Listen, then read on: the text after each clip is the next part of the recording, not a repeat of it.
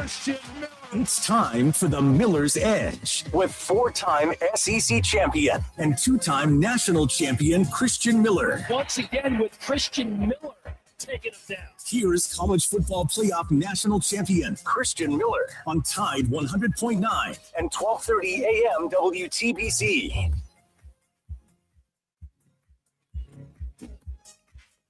And welcome into this Wednesday edition of the Miller's Edge, Tide 100.9, 1230 WTBC. Hope you guys are doing well. Ready for some more action here on the show. Plenty of things to dive into today. We got draft week currently going on, which surprisingly, we haven't spoken a whole bunch about the NFL draft yet. Chase, also Wyatt hanging back behind the glass, but we will do that. We'll dive into some draft talk today as I am getting excited. Tomorrow is the big day, right? First day of the NFL draft.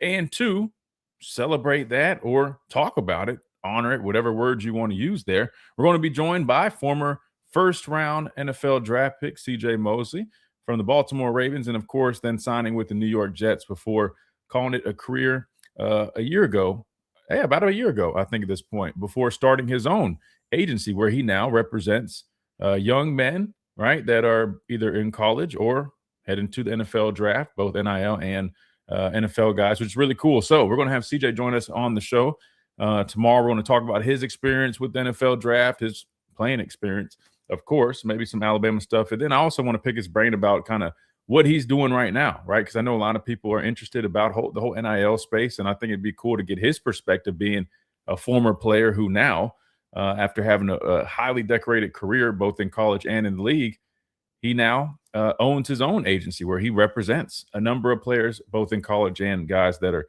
aspiring to go play at the next level. And I think a couple guys that might be on a roster, if I'm not mistaken. But we'll talk with CJ Mosley tomorrow. Then on Friday, we will be joined by the film guy Brooks Austin. We'll be doing a post-spring Alabama outlook / breakdown. I say breakdown. I'm gonna be honest. I don't plan on necessarily pulling up specific plays and breaking it down. If we get to that, that would be great. Now, I don't know how much time we'll have. Probably not a whole bunch of time, but I will at least put up the highlights from A-Day on the screen. And if anything big comes up, maybe we can discuss it. So I call it an analysis / breakdown, but we will be joined by Brooks Austin, the film guy, Friday at the top of the hour. Again, CJ Mosley joins us tomorrow at 11:30. And then today, in about 20 minutes at 11:30, we'll be joined by none other than Stephen M. Smith. M stands for money, as we like to say, from Touchdown Alabama Magazine, talking some Alabama football. But if you guys have seen the stream title, if you haven't checked us out, make sure you guys do that at The Miller's Edge on YouTube, at The Miller's Edge on X, and of course on the Tide 100.9 Facebook page as well. We stream live daily as we do our show. I titled it, "Can Alabama win a national championship in 2026? This is what they must," all capitals there, "do to win it all." Now, I just wanted to bring out another conversation driver, Chase, because I felt like right now you gotta find good topics, and there's a lot of people putting out some really good content. And I didn't want to overdo it or overuse it. We'll dive into some of these things. I think Clint put out a video like on the most important players. That's a good topic. We'll get to that, but I wanted to throw one out myself. Right? Can Alabama win a national championship in 2026? And I think it's very fitting given that we've now been able to see some other teams around the league and around the country as they've concluded their spring games and kind of get an idea on what some of these other teams look like, whether it's Ohio State, Georgia, went ahead and they actually had their spring game on ESPN. Kudos to those guys doing that. So we can kind of, I guess, compare a little bit, which I already know people are going to say, why are you comparing spring games? Why are you trying to really do a deep dive on teams in the spring game? That's not smart to do. Number one, trust me, I think I know as good as anybody, man. You don't put much stock into spring games. But that doesn't mean you can't get an idea for personnel, especially depth. We know a lot of starters, sometimes they're out. They have offseason surgeries, just like Xavier Brown, Bray Hubbard, London Simmons, 3 starters on defense. They didn't participate in A-Day.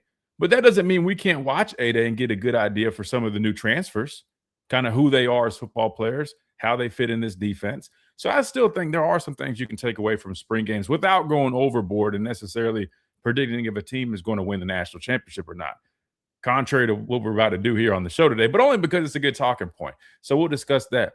I'm going to try to maybe limit it to like 3 to 5 things that I feel like are must-haves for Alabama to win a national championship this upcoming season. And I guess we'll even answer the main question at hand. Do we believe that they can win a national championship in 2026? We'll do those things coming up, and I want you guys to be thinking about that because I'm going to ask you, and I want all y'all's questions, comments, and concerns responding to that. And if anything else comes up, you guys know you can always drop that. You can leave your comments here on the stream, of course, on YouTube or on X or on Facebook. Or if you would like, you can always call in the show, 205-342-9904. If you ever forget the number, one easy way is download the Tidal 100.9 app. There's literally an icon that you can click and you immediately call into the show. Plus, you can leave your app messages there. Listen to any show virtually pretty much, I think anywhere in the world, as long as you have the app. So make sure you guys download that. Not only can you listen to us, but you can listen to any show on the station. Plus, read all the latest news. Go back and listen to old shows. All that stuff is right there on the app. And the best thing is it's free.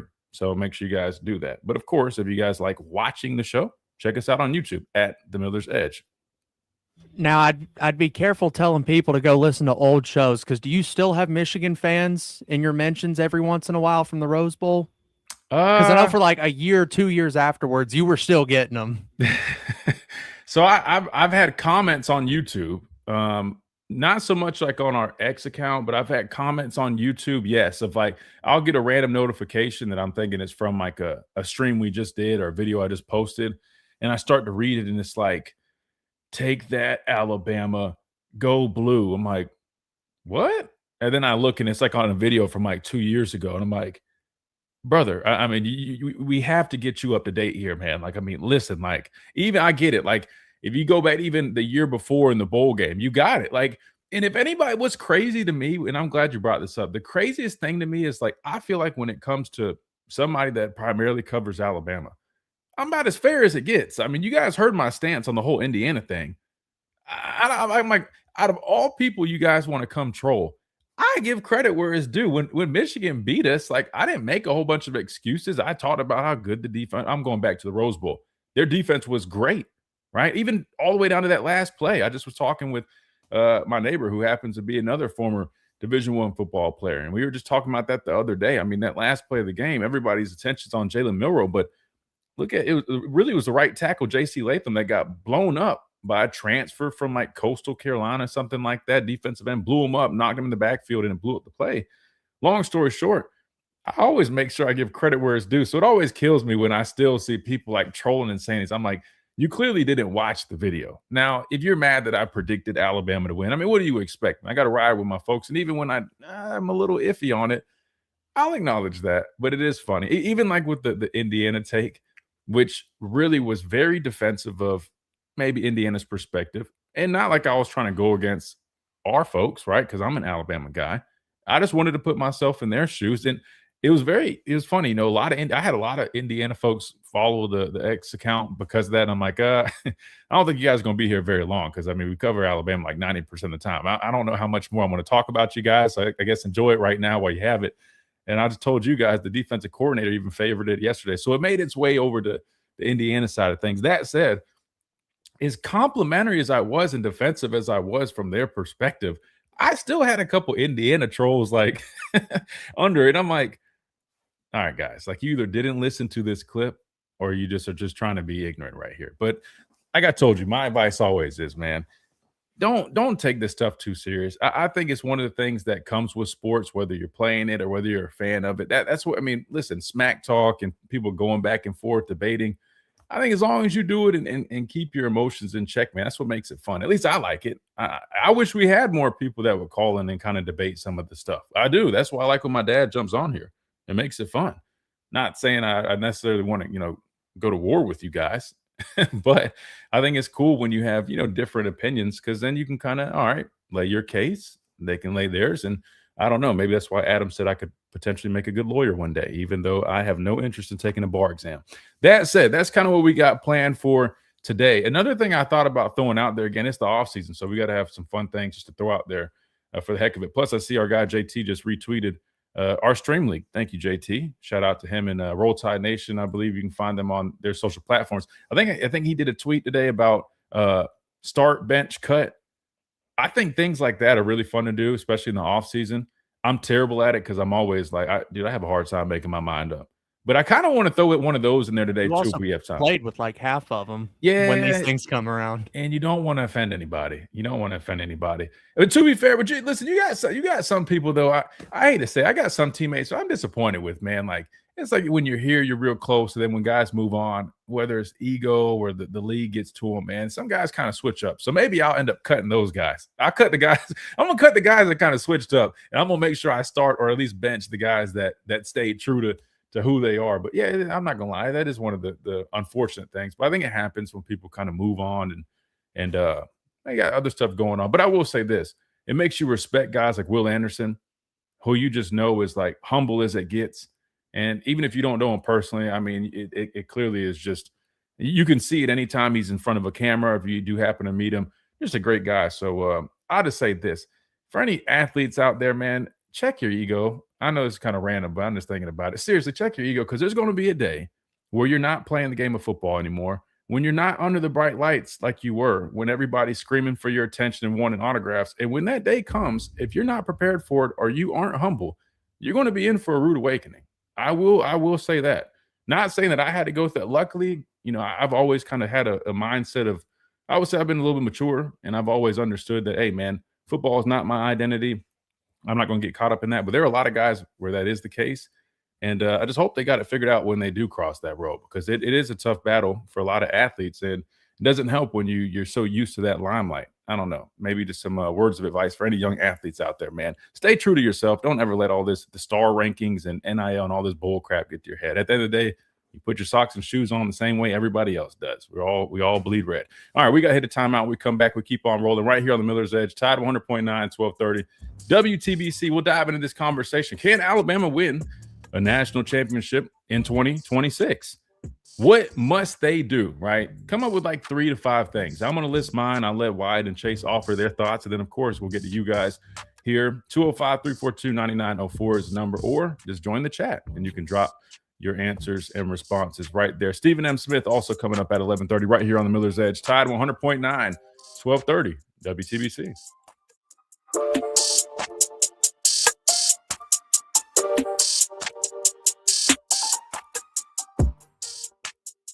Listen for hourly local news. All right, let's see who we got in the chat, man.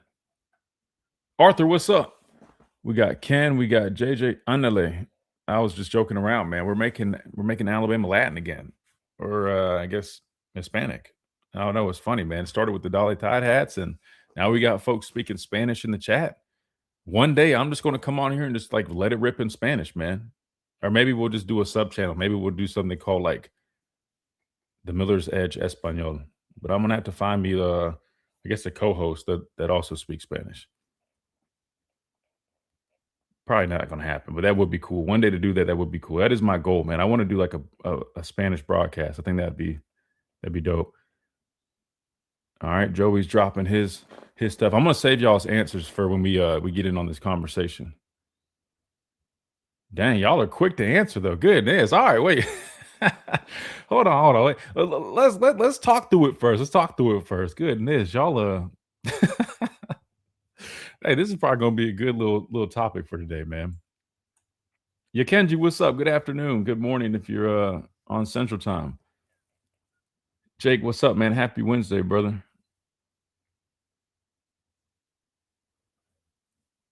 Let's see. Dang. All right. We'll see. Maybe somebody will roll in. I forgot. Like our consistent listeners, man. You guys are definitely like realists, and you're straight shooters. So not really surprised with y'all's answers right now. But maybe we'll change the minds. Maybe we'll have somebody else come in here and offer something a little bit different. We'll see. Yeah, of course, JT. I appreciate you always showing love, man. Yeah, he did a JT again with Roll Tide Nation. He did a start bench cut for, I think he did wide receivers, man. So we could definitely we could use JT's example there, but I also want to do one for defense. But like Wyatt said, man, it's tough because I don't want to offend anybody, but I think it's a fun game to play. It gets people involved, man. It's off season. You got to find fun stuff like that. a couple other things I was going to mention today. Carlos, what's up, man? I see we got Kyle. We got Money. What's up, Agent? See you guys rolling in. If you guys are just getting in here and you haven't, man, hit that like button. We always appreciate that. I got to be better about reminding you guys. Completely free to do. Takes 2 seconds. Helps us out.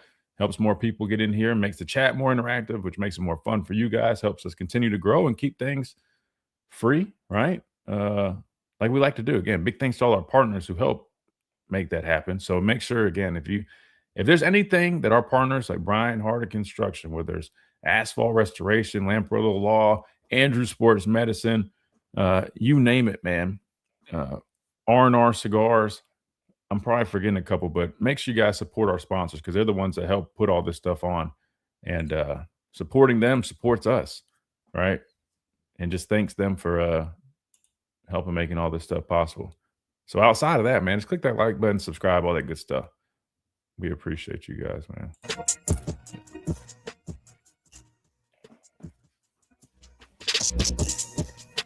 And welcome back in to this Wednesday edition of the Miller's Edge, Tide 100.9, 1230 WTBC. I think I need to, so I have a little whiteboard calendar thing. I need to put it like in front of me. This is bad. I'm just going to admit, like, I feel like I'm so active, just always doing stuff. I forget what day it is sometimes where I'm like coming back from break. I'm like, oh crap. Is it the Wednesday edition or is it the Thursday edition? Maybe played football a little too long. All right. That said, let's talk about a few things that Alabama must do in order to win a national championship. Then we'll get to like the start bench cut and some NFL draft talk, plus Stephen M. Smith coming up here in a few short minutes. But let's start here. We got to answer the main question. Can Alabama win a national championship in 2026? I'm going to be completely honest with you guys. Like I always do, I'm a straight shooter. Can they win a national championship in 2026? Well, of course. We just saw Indiana, who we've been talking about at great lengths the past couple of days, run the table, go undefeated, win themselves their first national championship. I believe that was their first Heisman Trophy winner. They ran through the likes of Alabama, Ohio State, Oregon. We already know all that. So can Alabama win a national championship in 2026?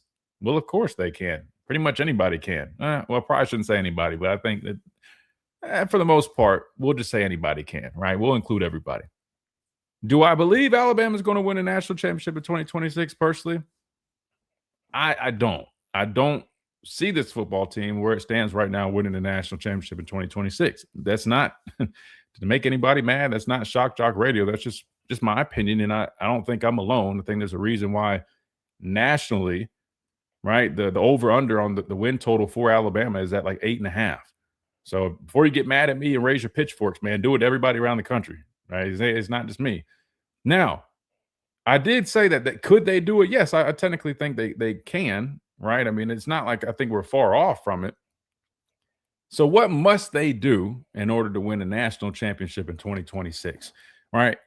I want to try to limit it to about 3 to maybe 5 things here. There's really probably a whole list we could go down, but let's try to narrow this, and I want to get y'all's thoughts on this, so make sure you guys are thinking about it while I drop mine. First and foremost, offensive line play. I think we all can agree that it has to improve. When you look at the teams that have either won national championships in recent years or have been in that realm, they all have one thing in common, and they're really good up front. We all know this game of football, it starts in the trenches, right? Your offensive line, man, whether it's, getting pushed up front, running the football, executing their assignments, and of course, protecting the quarterback. I mean, that is imperative for any football team. And that is one of the areas of weaknesses that we've seen out of Alabama, not just last year or last 2 years, really probably back to 2021, maybe I would say. I would go probably last 4 or 5 years. Offensive line play just hasn't necessarily been what it has needed to be. And that needs to change. And that's one of the reasons when I say, do I see Alabama winning the national championship in 2026? Personally, that's one of the main reasons it's hard for me to say that I can see Alabama winning it all, because even though we revamped this offensive line with a lot of new faces, a new coach, all these things, I just don't know if it's enough to see that big of a difference. Now, again, I hope it is, and I'm not just making this opinion off of the spring. I'm just saying in general, like if we were to brought in the guy from Colorado at left tackle If we would have brought him in and like some guard that was some, veteran guard that had a number of snaps under his belt, that was a projected top draft pick, something like that, and you're pairing him up with Michael Carroll and there's a couple of these other guys we had, maybe it's a little bit different story. But when I look at the youth that we have, the inexperience, I can't see a world where those guys are just going to be that much better, or at least playing at the level that I think would be required for this football team to really have a serious chance at winning the national championship. Again, I hope that I'm wrong. I don't want to be right on that, but that's just my honest take on where I feel like we're at as a football team right now. So first and foremost, I think the offensive line play has to be better. And really, I'm just going to combine with that because I don't want to have too many things on my list.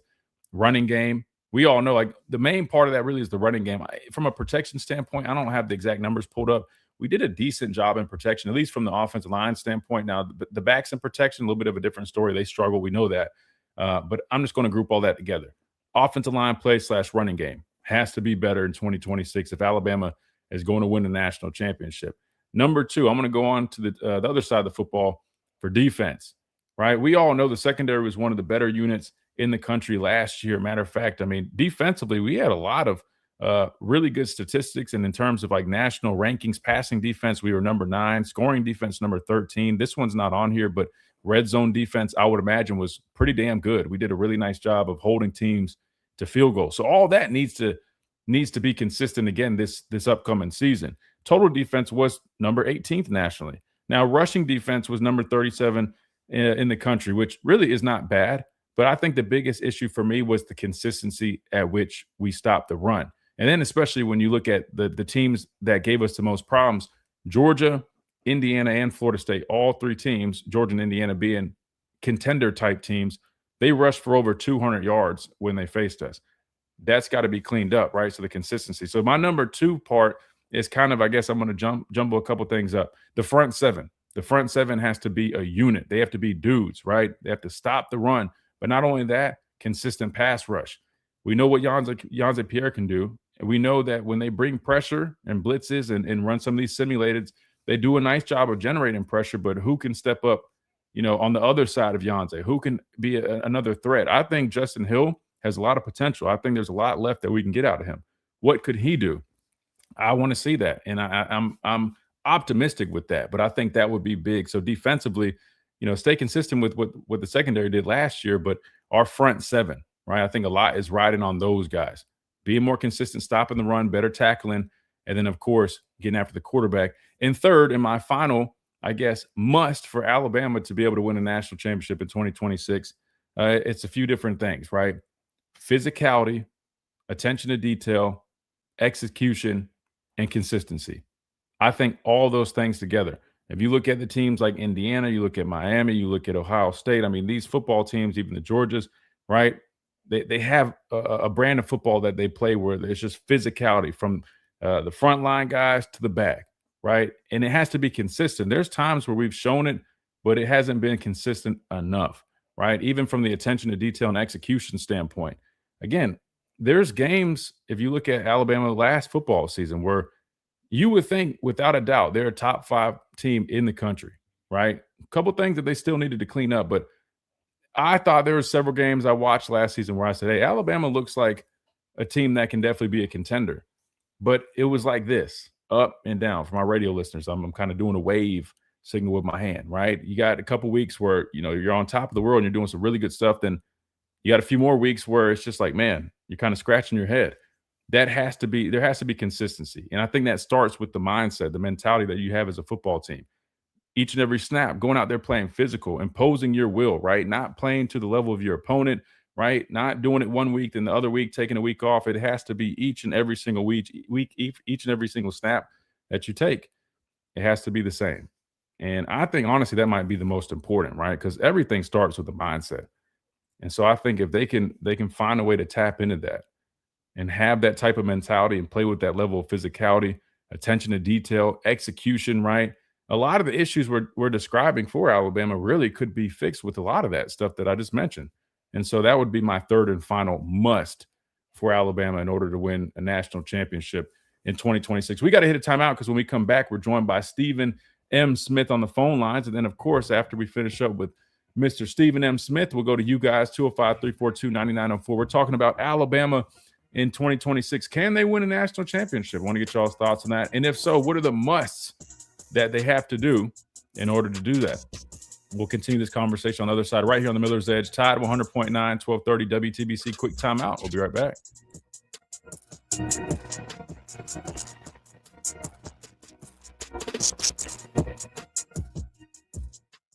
Do you have cracks or potholes? All right, let's see what the chat's talking about. See what the chat's talking about.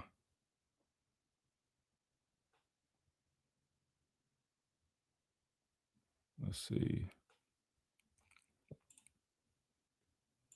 All right, we got JT Hunter. You guys stay patient. I'm gonna get to you guys, I promise. We got Steve. If you guys want, if you want to hang up, then call back. I don't know if you guys are watching the stream too. I know you're on the phone lines, but if you are, we got Stephen M. Smith for a little minute. So if you guys want to hang up, then call back, man. Feel free to do that. Or Chase, if you want to let them know that. Tell them I'm definitely getting to their calls, such as I had Stephen scheduled for 11:30. So I just want to make sure we get to him. Let's see.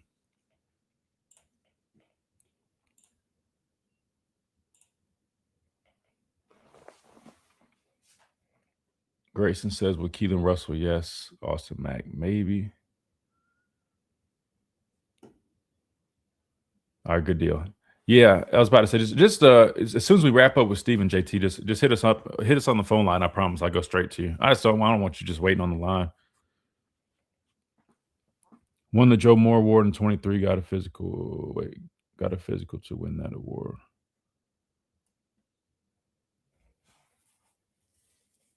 Wait, we won the Joe Moore Award in 2023? Did we? Let me see. I don't remember that. Maybe we did. Yeah, we got totally out physical to the national championship game.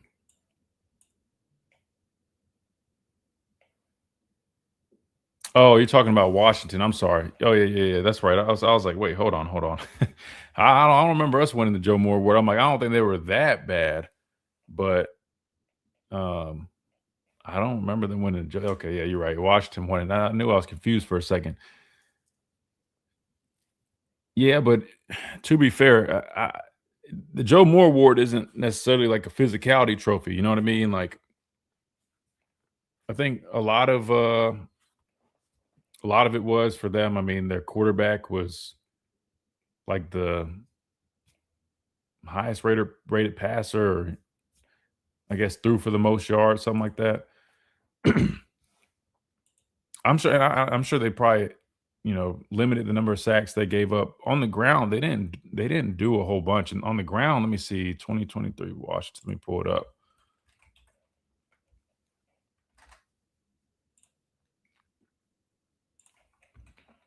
'23 Washington rushing stats.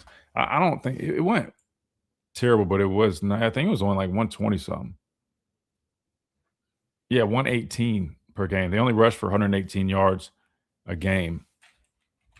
Let me see how many sacks they gave up. But yeah, I think it was probably more so on what they did in pass pro. They gave up 12 total sacks over 15 games. They ranked 5th or 6th nationally in fewest sacks allowed, giving up less than 1 sack a game. Yeah, so that's why I was saying a lot of that was attributed to what they did in pass pro. Had a quarterback, threw for a bunch of yards, had a lot of success through the air. So Joe Moore Award can look a lot different. For example, when we won it in 2015, we had Derrick Henry at running back. Now, we made some plays through the air, but what really won the award for our offensive line was how physically dominant they were in the running game, and then Derrick Henry rushing for all those yards and winning the Heisman Trophy. You know what I mean? So it just depends on the year when it comes to Joe Moore Award. And welcome back into this Wednesday edition of Miller's Edge, Tide 100.9, 1230 WTBC. NFL Draft Eve, I should say. Again, that is coming up tomorrow. We'll be joined by CJ Mosley, former first-round draft pick out of Alabama. Long NFL career before starting his agency. We'll talk about the NFL draft with him. But first, we got to talk to our guy, Stephen M. Smith, here on the phone lines of Touchdown Alabama Magazine. Stephen M. Smith, welcome in, brother. How's everything going? Doing good, Christian. What's kicking with you, my guy? Oh man, I can't call it. I can't call it. Another day this offseason, man. We're just having some conversations. We made it through the whole Indiana discussion yesterday, man. So now we're on the other side of it. We're talking Alabama football again. Yeah, man. Listen, I had no problem with it. I even put myself in their shoes. And it was cool and all, but I think the fan bases, man, it feels like they're going back and forth trading shots. I had to remove myself. Dude, it felt like 50 Cent and Ja Rule. That's what it felt like to me, 50 and Ja Rule. I'm like, I'm happy for Indiana. It was a long time basketball school before you get Kirk Signetti, you get you a national championship. I'm happy for them. But as we always know, Christian, getting to that mountain is one thing. Staying on that mountain is a whole nother monster. Mm-hmm. No, you're exactly right about that. They're intriguing to me this upcoming year. I just saw an article, and I don't know if it's because all these Indiana fans are interactive with my tweet, but somebody wrote an article about their defense, and they're saying, ironically, of course, it was about their defense, saying that their defense has looked even further ahead this offseason than it did last year. And so it sounds like they were really excited about that unit. So I'm curious myself. My question mark for them really is, you lose Fernando Mendoza. I know they brought in a number of guys via the portal. How can they, continue that success that they had offensively? I don't even know about the offensive line. I feel like they had a lot of older guys, so I imagine they're replacing a lot. So we'll have to see. But you're right, man. Sustaining success like that, oh, man, that's the toughest part. Not only because you have to restart and do it all again, but then once you kind of get to that level of success, man, you get complacency that starts creeping in, and you got to fight that. You've heard Coach Saban talk about it. Kirby Smart talk about it. It's something that a lot of coaches have to deal with, especially in this, day and age in this generation. So definitely very interesting stuff. We're joined by Mr. Stephen M. Smith of Touchdown Alabama Magazine. Stephen, our topic of today is Alabama. And speaking of champions, well, my biggest question is, do we believe that Alabama is built to win a national championship in 2026? Or I should just say, in simpler words, can Alabama, in fact, win a national championship in 2026? And what must they do in order to do that? So I guess let me ask you the big question of the day, Stephen. Do you believe that Alabama can win a national championship in 2026? We'll start there. I think they can. I think they can. Now, what needs to happen, and I mentioned this when I was on with you previous, Christian, is the lines of scrimmage, right? First off, the offensive line. We get an offensive line that's out there putting in work and really being physical, imposing their will in both run blocking and pass protection, then absolutely. And it looks like this spring we got a chance to see, the offensive line in order. It looks like you know who your center is going to be, Racing Delgado from Cal Poly. You have an idea of who your right tackle is going to be, which is Javin James, the transfer from Mississippi State. Your left tackle looks like Jackson Lloyd. Your right guard, the versatile Michael Carroll. Left guard, I know you had different guys rotate there, whether it be Nick Brooks or it was Nick Brooks, Ethan Fields, Mal Waldrop got some work in there, but it looks like Will Sanders, once he gets back in the summer, he may have that spot there at left guard. So the offensive line to me and the defensive line just finding ways to create that pressure. Those two sides of the ball, if those two pop out big, this is the national championship team. Yeah, and that was the first thing I led off with is, trench play, offensive line play. We know running the ball better, right? Also protecting better. Just really execution overall, being a more physically dominant unit, I think would pay dividends for this football team. And I think it's a must if they even want to have a chance to even contend for a national championship, let alone winning one. But I guess my follow-up to you, Stephen, would be we all can agree. Yeah, I mean, if Alabama can find a way to put out an offensive line this upcoming season that's nasty, they're dominant, they protect well, they find ways to open up lanes for those backs, they look like one of the better units in the country. Without a doubt, I think that automatically boosts Alabama's chances of being a contender by probably tenfold. However, my follow-up to you is, how realistic do you think that is with this unit? Because we also know there's a lot of youth, there's a lot of inexperience. There's some good young talent and potential. I like Jackson Lloyd a lot. I think he's going to be a really good football player. I like the intensity and the scrappiness that Racing Delgado has shown. Michael Carroll, we all know he's going to be a future day one draft pick. Then you got some spots that you're still trying to figure out, like you mentioned, left guard and and right tackle. Javen James, I know he's got some starting experience, but I think there's been some inconsistencies there a little bit. But how realistic do you believe it is, Stephen, that we see that type of offensive line play from this football team that's necessary for them to win a national championship this upcoming season? It's realistic, Christian. It starts with how much can they connect together right now, right? Because that's one position where you want to have all 5 guys mesh well together. I understand your 2 offensive tackles are out there on the island. Your 3 interior guys, guard, center guard, are more so in the phone booth together. But how well can all 5 guys mesh? And that's going to be the challenge for Adrian Clem. That's why he was brought in as the offensive line coach, to not just pull it out of these guys dominant on the field, but getting all 5 positions to really gel well and really play well together. The good thing here is Michael Carroll has taken on that leadership role for those guys, is understanding, hey, we all got to play well together. And if we all play well together, that's the huge conduit for us to get to where we want, which is a national championship. So that'll be my main thing, is how close will this group be in terms of that all-field bond, so when they get on the field, they know how to play well together. We're joined by Stephen M. Smith of Touchdown Alabama Magazine. Make sure you check our guy out for the latest updates. Doing a great job covering Alabama football. Stephen, talk to me about maybe some other musts, man. I gave about 3, and I really combined several things to shorten the list down to 3, but you mentioned that the offensive line specifically, you talked about trench play. What are some other musts that Alabama must have in order to win a national championship in 2026? I feel like this, and a lot of people may not understand, but I think special teams have to be special. I think it's got to be special. You look at it, when Bama's won championships, the special teams has been special. Whether you had a punter in J.K. Scott that can really flip the field, whether you had a really good place kicker that in crunch moments would drill a field goal, whether you had a return specialist that can really do some things and electrify the crowd, where that guy was a Cyrus Jones returning punts, or a Jalen Waddle returning kicks and punts, whether it was a Jamison Williams a couple of years back on kickoff return. You had somebody in that spot. The moment the ball touched their heads, the crowd's holding their breath, because it's like, this guy can go to the house with it. Special teams has to provide a way to be special. And you got a transfer kicker in Lorcan Quinn from Marshall. I mean, this dude made, 30-plus 50-yard field goals during his career at Marshall, was one of the best to ever play special teams for the Marshall Thunder and Herd. So you got him in here competing with Connor Talty.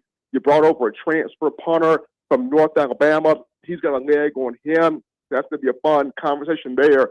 But who becomes that guy that can bring you back to the days of a Javier Arenas, of a Cyrus Jones, of a Christian Jones, of guys that when they touch that ball on kickoff return, on punt return, even your guy, Christian Eddie Jackson, EJ was tough in terms of those punt returns also. So who can bring the program back to where when the ball's being punted to that guy and that guy touches that ball, he's got a chance to make a house call every single time.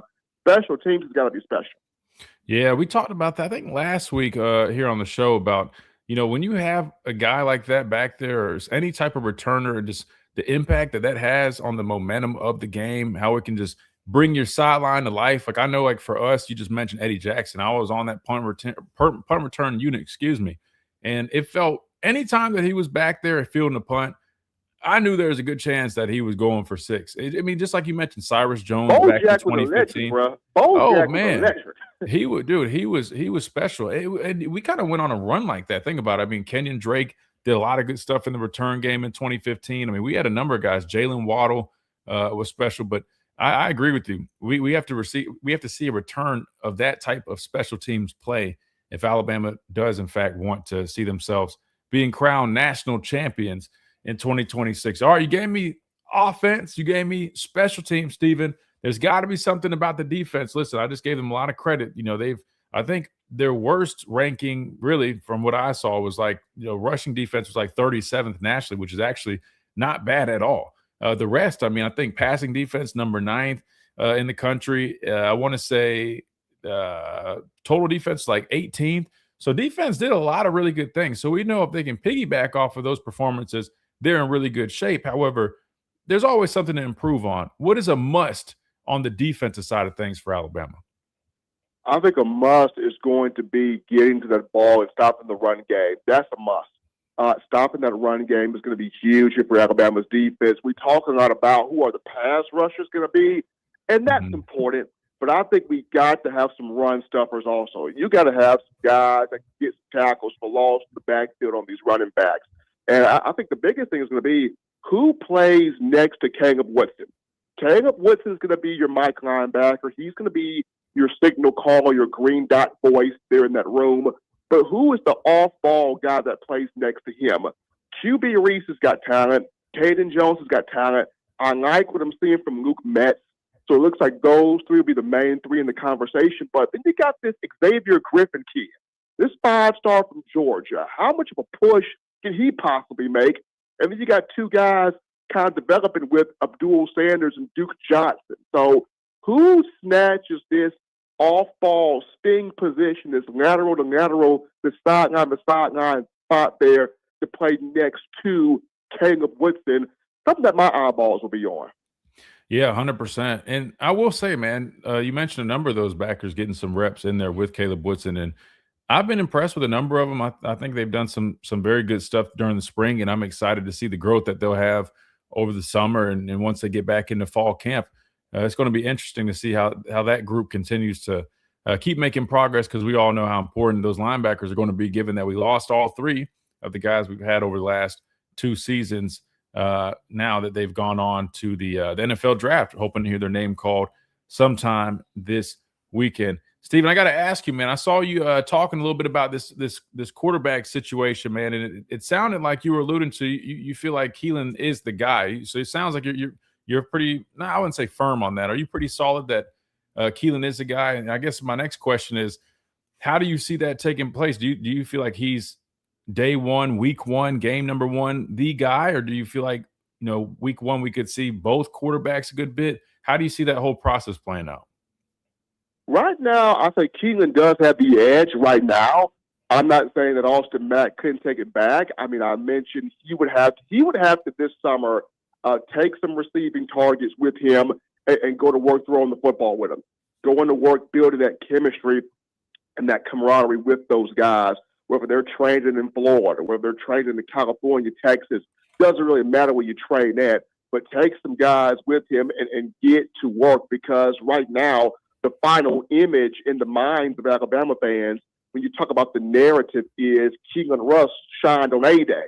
That's the final image. That's the final narrative in the mind of fans. And if you're Austin Mack and you want to erase that narrative and have you be the guy as a starter, then this summer, you got to get to work. And knowing Austin Mack, he's doing those things. He is getting to work.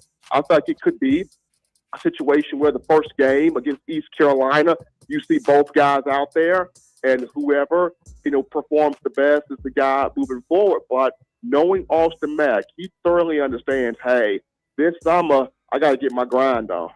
Yeah, there's definitely going to be some pressure, man, on that quarterback room in that battle, given that I think the spring, man, it just made it really tough knowing that both guys did some really good stuff. And now the young buck and Keelan Russell, man, he really has stepped up. And I think he's probably – I call it ahead of schedule. The reason I say that is, I mean, for a guy that's only been here a year, I think he's just really taken on this offense, a lot quicker than people probably imagined, and he's really starting to flourish. So definitely going to be a very interesting battle that I think goes on for quite some time. But regardless, either way, I think we got 2 really good options that we can go with. Steven, I appreciate you, man. Before you go, man, tell all the folks where they can keep up with all the great work that you're doing, brother.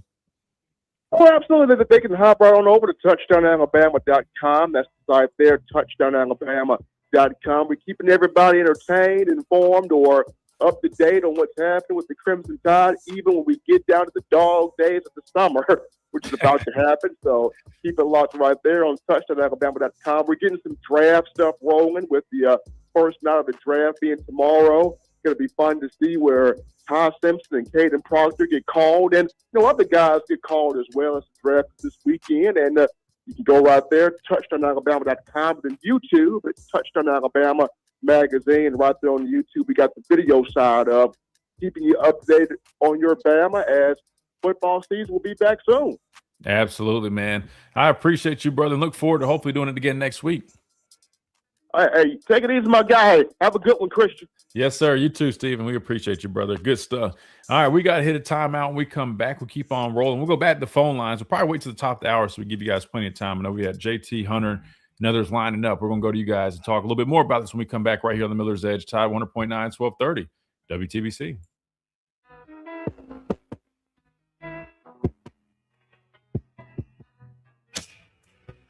Coming up on The Game with Ryan. All right, let me see.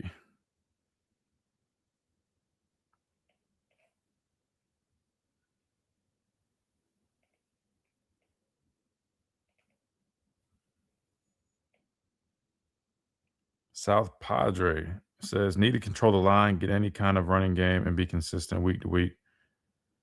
Sounds pretty similar to what I said, so I like it. I like it. Grayson says, with Keelan, yes. Money says, I'm old enough to remember Blake Barnett. Let's not make the same mistake again. Get the quarterback right regardless of hype. Hey, y'all, be easy on my guy, Blake, man. Be easy on my guy. Be easy on my guy. Hold on, give me 2 seconds.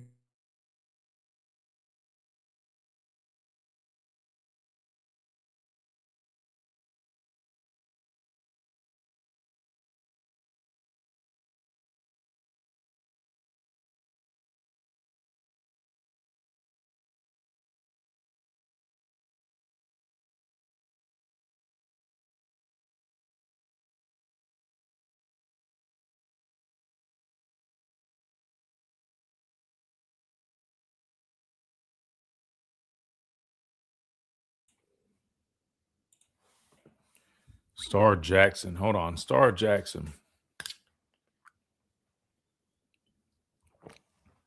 I definitely remember the name, but I'm drawing a blank on like what team or what time. Like, I know team, but you know what I mean? Like what years? I don't follow hype. I prefer film and level of competition. Wait, who y'all are you're not talking about the current guys, are you? Money, who you referring to? You're saying like when these guys come out of high school? Nah, you're 100% right. That's why you got to be careful with the whole star rankings thing. Brian was pretty good. And I wanted to say this about Blake. And shout out to Blake, man. He's come on the show a couple times, man. Awesome dude, man. He's got himself a beautiful family. He's down in Florida. And he's doing really well, I think. But no, Blake was a good football player. He really was. Now, he came here. There's a lot of competition in that room. Blake got here. He's a year younger than me. He got here in 2015. And he came in I think he was the only quarterback that class, but we had David Cornwell the year prior. We still had Alec Morris, Cooper Bateman.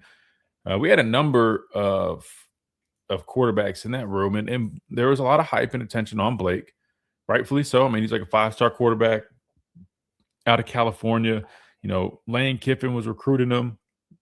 We know Lane Kiffin always had a good reputation with quarterbacks and whatnot, but man, no, Blake was a good football player. He really was, man. I just think, unfortunately, he got thrown into that fire early. So 2016, right? Yeah, because I think he redshirted his freshman year. But 2016, did he start the game against Southern Cal? I'm pretty sure he started, right? But Jalen Hurts ended up getting some reps. And I think just what happened was, unfortunately, man, you bring in a young talent like Jalen Hurts who just offered something a little bit different, who he could spin it. Now, back then, Jalen was young and he had trouble kind of keeping his eyes downfield. I mean, we all know he would take off and run, but to be fair, man, I mean, he had an arm on him as well. He made some really impressive plays. And unfortunately, at that spot, I mean, there's only one quarterback that can play. And then when you have a guy, and it happens to be a guy that's younger than you, right, end up winning that job, it's kind of just unfortunate because, I mean, it's hard to go back after that guy's kind of won the job like that. And like I mentioned, I mean, he just had a different skill set than anybody else in that room, and it kind of opened up our offense to a number of things. Hence why me and my dad always talked about when we used to talk about Jalen Milroe and that whole deal, and everybody in the fan base was up in arms about Jalen Milroe versus Ty Simpson, and why is Jalen Milroe playing? Oh, he can't throw the shorter intermediate routes, which he could throw. It is a little inconsistent at times, but we would try to explain to them, like, man, like in today's day and age, like you're seeing so many more quarterbacks being mobile. You almost have to be mobile, at least have to have some level of mobility as a quarterback. And when you have that elite level mobility like Jalen had, it just opens up a whole nother layer to your offense. Now, and you don't want to completely neglect the passing game, which we didn't do with Jalen. He had one of the best deep balls in the country. But what I'm saying is, when Jalen Hurts brought that, and, we had, Jake Coker before, we had it with Blake Sims, and you saw kind of, the impact that also had. It was tough. He won the job, and Blake actually was doing some good stuff at USF, I believe, before he got hurt.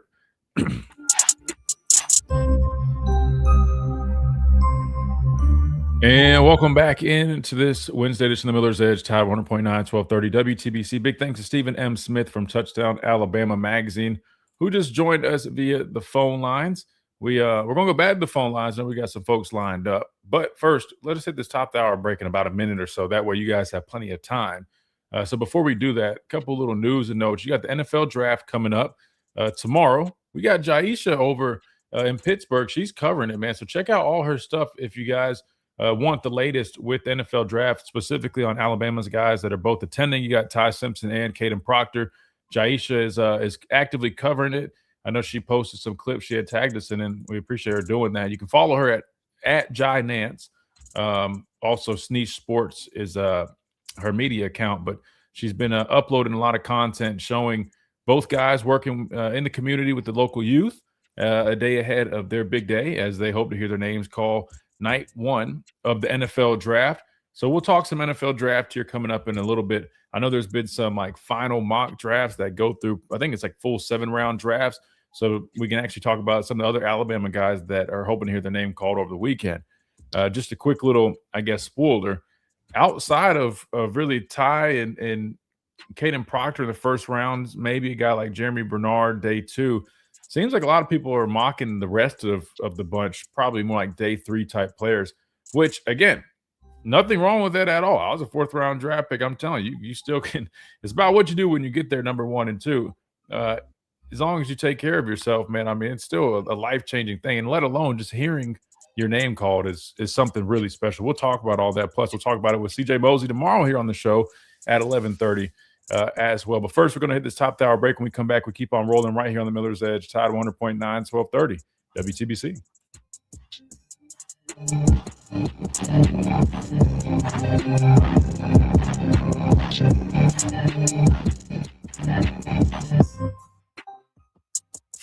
WTB. All right, let's see what we got. Hurts 26-2 at Bama. Yeah, and that's what I'm saying. Jalen was just a good player, man, and just unfortunately ended up taking the reins from Blake. And I'll say this just to put a bow on that whole conversation. I'm not saying Blake didn't get a fair chance. Because he got an opportunity that first game, but any any quarterback that's a redshirt freshman that's starting in their very first football game, it's a neutral site game against, and now granted we ended up beating the brakes off of Southern Cal, but still, it's not like he was going against Middle Tennessee Tech. We opened up against a quality opponent. That's not easy, right? You're expecting that guy to struggle a bit. And to be fair, he actually didn't have that bad of a game. Believe it or not, if you really go back and look at it, it wasn't that bad of a game. I know he got his helmet knocked off or something like that. There's that one play. Then again, Jalen got in there and started doing some good things. It really was just a very, I hate to say it, just unfortunate, series of events, man. But he did a lot of good stuff at USF, I believe, until I think he got hurt that year, hurt his ankle or something like that. But besides all that, and I hate when sometimes it feels, and I get it from y'all's perspective. You guys don't know these people personally. You just know them as the players. But I hate sometimes when it feels like everybody's – the measure of their success is only basing things off of, what people did on the football field, which I get from a football perspective. Yeah, it makes total sense. But what I'm getting at is I hate it because, man, Blake is one of the best teammates that you could possibly have, and a really good dude.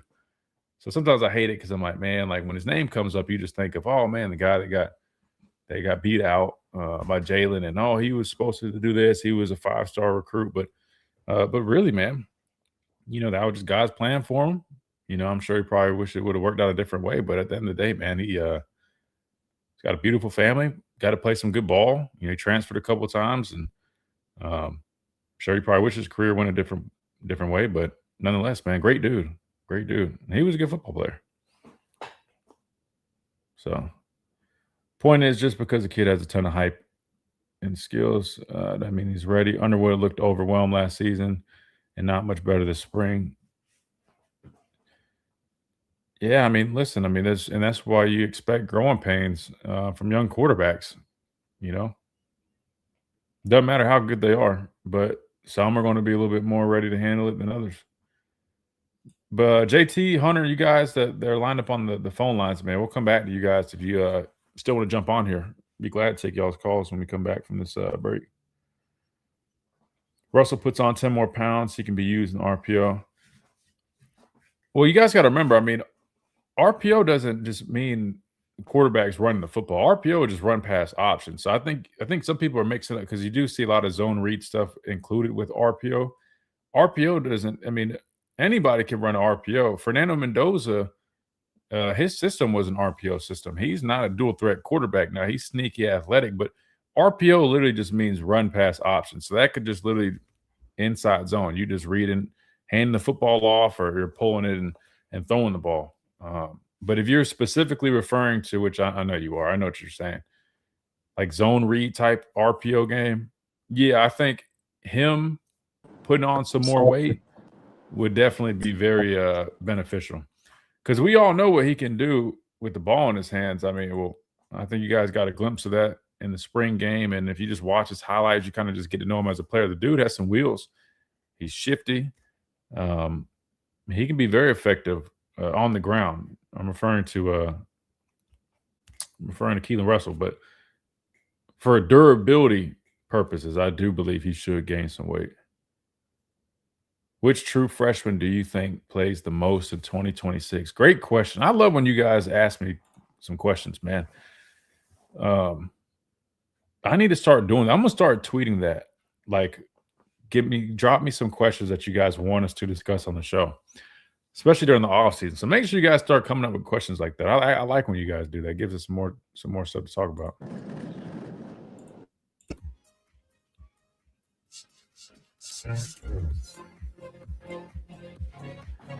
And welcome back into this Wednesday edition of the Miller's Edge. Why do I keep wanting to say Thursday? I don't know what my deal is, but I keep wanting to say Thursday. Edition of the Miller's Edge. We had a nice first hour, man. Kind of flew by. We talked about Alabama in 2026. Do we believe they can win a national championship in 2026?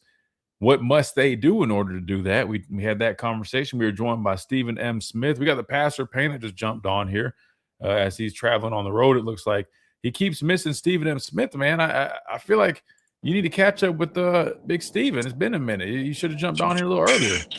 Yeah. Well, I'm on the road again today, headed to Jacksonville, Florida for Bill Murray's event. So I hate I missed Stephen M. I didn't see any promos. Stephen M. must not be like Stephen A. because Stephen A. was on something. I'd have heard about it. So Stephen M. stepped your game up. So if I'd have known, I'd have got on here earlier. You know what I'm saying? So, you know what I'm saying, Christian? I think Keelan Russell, now I'm going to tell you now, he hit some passing in A-Day. Yeah, that's not a bad impression. Or you could just join the show that you somewhat are a co-host or honorary guest. I am. I'm just in transition. This is a doggy days of spring, summer. That's what we need you the most. That's what we need you the most. We don't need you during football season. Yeah. Oh, you need me then because, see, you're not going to be able to tell them the truth, whereas I will be telling the truth. I feel like I've been very fair. No, it's not that. No, I'm saying, dog days of summer, you got to have some topics. You got to have some people to talk to during the season. Hell, phone lines are jam packed. We're going to be doing breakdowns. That's a cakewalk, brother. Let's see. I'm going to be ready to rock and roll. I got my tournament coming up. I got to finish all this. I got a couple that I got to be at. Then I'm going to be good. I'm going to take the summer, basically June, July, most of August, I'll be off. So I'll be ready to roll. I have the studio going to be set up. I'm going to be doing some Miller's Edge all the time. I'm going to be doing some personal ministry stuff all week, so I got a whole new plan coming out. Stay tuned. Stay tuned, Chase. You feel me? I know because Chase up in there on that phone right now on the cell phone, talking to his girl, and baby, can you make me some chicken fingers tonight? Can you? What? I mean, we good, Hold on. Wait, what? Wait. First of all, good to see you, by the way. But what? Hey, Chase, how are you, Chase? It's a blessing, brother. It's such a blessing to see you, sir. Wow. Appreciate you. Yeah, thank you. Nah, Chase was looking at the board. He's answering calls because we got folks calling in. Anyway. Listen, let me tell you this real quick, though. You know what happened over the weekend? I got just infiltrated with my timeline on Instagram of all of this WrestleMania. I saw where you had your grill and you cooked up all of this stuff and look good. Look good, by the way. Look good. Don't know if it was well done or medium. But anyway, it was great. I kind of got a feel for my man Oba. I don't even know what his last name is. Yeah, I kind of like the Oba. I mean, it's just something. He's like me. He don't say much. He just struts. Yeah, big Oba, and best of all, he's an Alabama product. That's what's the craziest thing. What do you mean? Listen, this is what's the craziest thing about the whole Oba thing. He played, or he was a member of the track and field team here. He did shot put, and I used to see this guy like every day. Yeah, dude, he was a champion both indoor and outdoor, multi-time champion. And again, I'm not trying to be I know this guy. That dude didn't play no football. No, allegedly Coach Saban or somebody tried to recruit him, and I totally understand why. But it was the craziest thing because I used to go work out all the time, especially during the spring. I used to be up there, and it's a little bit different now. They act funny about passes for A-Day, but anyway. So I used to be up there working out, and I would see the track team in there working out and all the shot putters. I mean, I used to just watch him sometimes like, bro, this dude is like strong as an ox. And then I saw he signed with the WWE NIL program. And it was the craziest thing to me to watch him because I've been watching him in the developmental part, which is called NXT. Then he just got called up to the big leagues of WWE. And within like 2-3 short months, man, he just went and did what he did at WrestleMania. And he's literally like, he is the future of the company. And I'm just like, bro, just a few years ago, this guy was just in Alabama's weight room like every day, busting his tail, being a heck of a shot putter or a thrower for the track team. And now he's literally the future of WWE doing that. The Oba strut, man. I mean, if you look at me and Chase got it down pat, man. It's catchy. Everybody's doing the Oba strut now. No. So I can do that. Yeah, there you go. Yeah, I got that. He's Nigerian. We're Nigerian, right? I'm 22% Nigerian. Oh, there you go. No. I'm saying I'm 22% Nigerian. Yeah, but you see how that joke look like dark chocolate, though. You look like caramel. So that's a different than Nigeria. Well, I'm also 54% European, right? So I'm not saying like, okay. I'm Italian and Scottish and German, but I am 22% Nigerian. So I gotta represent. I'm saying like he's from Nigeria. He's from Lagos, Nigeria. So all over needs a cigar. Nah, he don't need no. I mean, let me tell you something. I should have went into the wrestling. I would have been amazing. I mean, I'm talking about the pastor of passion. The pastor of pain. No, dude, you really could have been I think you could cut a good promo. You preach, you speak, you got a way of. I need to be a manager. Where do I need to go to school at? You need to be Oba's manager. Maybe. Oba, man. Listen, Oba, I'm telling you what. I know it's all fake, but I love his just a quiet storm. I don't understand why y'all get. I used to go to wrestling all the time with my uncle until he got, he was all in it. He'd be up there moving, and all the stuff. And this big dude told him to sit down, and he didn't sit down. And that dude stood up about 6'7". My uncle had a stuttering problem. Where you want me to go? Ever since then. That's not funny, man. Shout out to KC Concepcion, or whatever, I can't pronounce his name, but from Texas A&M, he's got a stutter problem. He's doing his thing with the draft, man. He's been doing a bunch of interviews and putting on for people that have those speech impediments, man. So nothing wrong with your uncle and his stuttering. My cousin Chase, he got a little bit of a stutter. He be trying to mask it sometimes, but anyway, I thought you get a kick. I was in the car last night, get ready. I couldn't even go, and I kept watching all these things of the WWE. I mean, Yes, sir. South Carolina got a player in there too. That's pretty big. Trick Williams. Yeah, we both. He's Trick from Willie. Columbia. Yeah, he's the next up and comer too. We got one from Alabama, one from South Carolina. Yeah, but I mean, Trick Williams. I don't really know him. He walked on at South Carolina. Yeah, I was gonna say he didn't do nothing on the football field, obviously, but I would have known of him. But so it was trick. It was trick or treat, and he was mostly a trick because he ain't played no football. Okay. Anyway, all right. Well, he's more big time than any of those guys probably in his draft class. Maybe not all of them, but I'm saying, WWE is worldwide. I mean, like Trick Williams. It's amazing in this world. All it takes is being fake. I mean, you got the Desperate Housewives fake. That's their opinion. You got all these these shows. That's reality television. Southern Charm down here in South Carolina fake. I mean, you got the Kardashians fake. Fake booty, fake eyelashes, fake hair. Everything fake seems to be what's happening. Going on? If you want to be fake, Stephen A. Smith, fake. I mean, so you get into all these different things. If you want to blow up, just be fake, just act, put on a show, because all life is to these people is about entertainment, and that's a sad thing.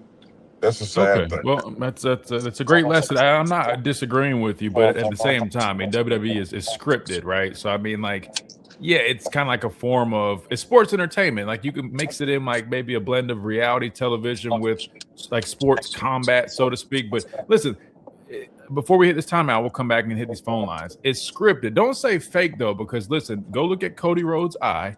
That's not fake. His eye, come on, they man, take dude. razor blades and cut No. His eye, he has an orbital injury. This is not fake. I know you can get because they jumping off ropes and all that. The girl last night, they did a spot where she got pushed off like a mezzanine or a balcony. Sol Ruka. Yeah, shout out to Sol Ruka, man. She's biracial. Shout out. I gotta get all my shout outs in, man. Listen, she fell and she was supposed to go through 2 tables. But she ended up hitting the back of her head. She went through the first one, and then her back of the head bounced off the second one. So, like that's not fake. Like, yes, she's supposed to, be protected. I mean, the diving parts. I mean, I know some of the little acrobatic stuff, but I know Ric Flair, one of my good friends. He told me what all got. Woo!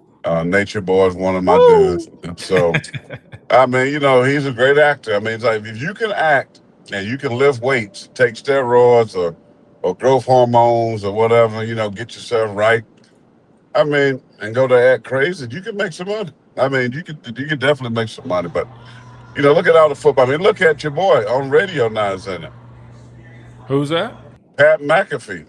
Yeah, he is in it. This is my food, by the way, from WrestleMania. For all the folks on the stream that want to see all those good eats, man. Listen, we got them custom wings I made. We got the Connecticut. We got the burgers. And we got, of course, my mom's famous Rotel dip, man. Had to do it, man. Had to pull it out for WrestleMania. All right, let's do this. All right, enough about WrestleMania and food. Chase, did you get invited, Chase? I did invite Chase. He did invite me. He did. Yeah, and I'm very thankful he did. I had some stuff going on, but I'm definitely going. We have Backlash coming up. Yeah, no, we got plenty of it. Yeah, no, we'll definitely make it happen. But first, maybe you need to invite Ice Cube over there when he get the time. That is true. He will be in town in about a week. My brother's opening up for him. So, yeah, you do have that as well. Let's hit this timeout because I know we got some phone calls. Hey, give me some over while I'm on I-95. Well, that's kind of late. I'll pull it up for you, though. I don't know if we can get it that quick, but we'll get you some Obafemi here in a minute, and we'll come back, hit these phone lines, and keep talking some Alabama football and NFL draft right here on the Miller's Edge. Tide 100.9, 1230, WTBC.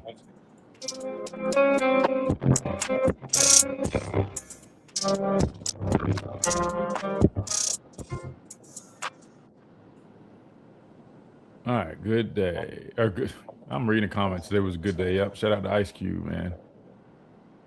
They said you would be like Devon Dudley. Are you familiar with the Dudley Boys? Team 3D? No. Oh, baby. Man. I'm all team over. Oh my God. Jeremy, what's up with you, man? Anytime I mention my origins, right? I mean, you always got something to say. Are you mad that I'm also white and European? Who said that? Jeremy, he always got some stuff to say when I mention that. Last time I said, he said, "Oh, you're falling for this stuff, brother. It's DNA. It's not falling for anything. I mean, it's literally you 28 and date. I don't know what that means. I think Jeremy's jealous that I'm a beautiful blend of a number of things. That's what he's always got something smart to say when I bring that up, man. Jeremy ain't hating on you. Whether you like it or not, Jeremy, I don't believe in the I'm 20, also I don't believe European, in brother. 23. I'm European as well, brother. As much as it might bother you, I'm European, 54% of it, whether you like it or not. And I'm also 40%. But what about the African? 10? What about the 10%? 10% no, it's 54% European and then 46% African. I love it. I take pride in both. I love it. It's cool, man. But it's like specifically, it's like 22% Nigerian, and then Italian is I'm like around 20% Italian, 20% Scottish, and then I think the rest was like German, something like that, German and French. Christian, they said if you have 1%, listen. That's old news, man. We're past that. It's 2026, man. It's 2026. We're past all that nonsense. Who said that? Who said that? Don't get me started on this conversation. Listen, if you're not biracial, I don't want to hear anybody speak for us. Only biracial people to speak on this subject. No. I know you're. Well, man, I think we all biracial. No. Yes, but I'm saying like one parent, one thing, the other parent. Biracial means like two, right? So I'm saying majority, like two different races. I know this QD's joking around. It's just funny, man. Being biracial. Some people are the mailman and the yard man. Want to pick and choose for. I'm like, it's the dumbest thing, man. Listen, you can't deny somebody's origins, right? Like, I mean, like at the end of the day, you're half this, half that. That's why I'm gonna make some people mad with this conversation, and I don't care because again, it's me, right? I'm biracial, so I represent both sides. I'll never be somebody that's, oh, you since you're this, you're only that. That's stupid. So,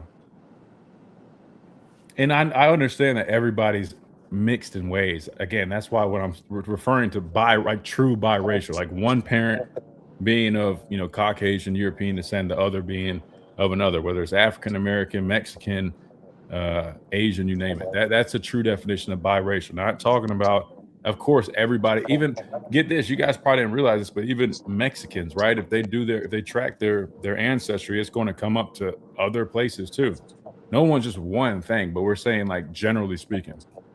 Don't get me started on this whole conversation because I'll definitely, man, trust me, I used to get so tired of people saying that stuff. Like people don't understand when you're biracial, people are trying to fit you in one specific most people thing. Still gonna call you black. They can call me whatever they want to, but I know what I am. I'm me. I'm biracial. I'm both white and black. I'm both black and white. That's a fact. Nobody can argue or deny that, and I stand by that. That's what I always say. I just say I'm biracial. I mean, you kind of like people get mad all they want, and I will. Man, you kind of like a Labrador and a poodle, a Labradoodle. I mean, that's fair, right? If you got a pit bull mixed with a lab, that's a good point. I mean, it's a lab pit mix.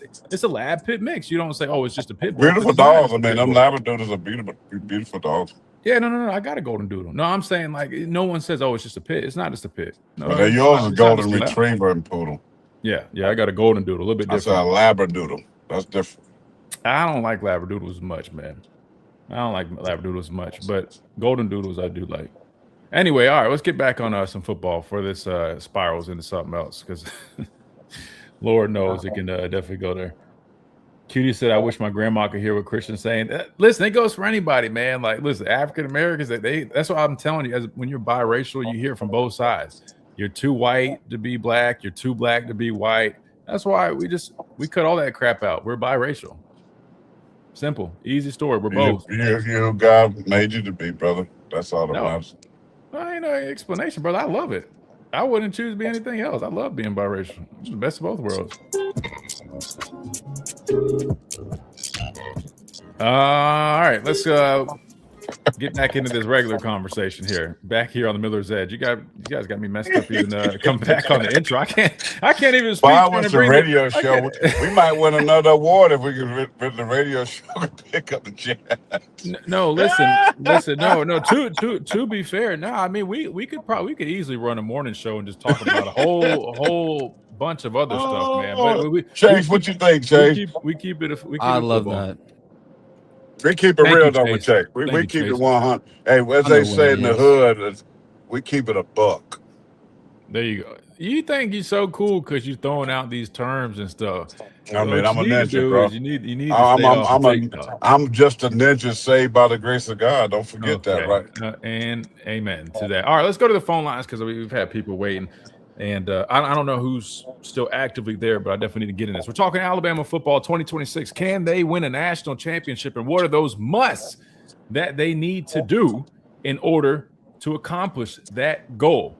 205-342-9904. I need to stop reading this chat. It's distracting me.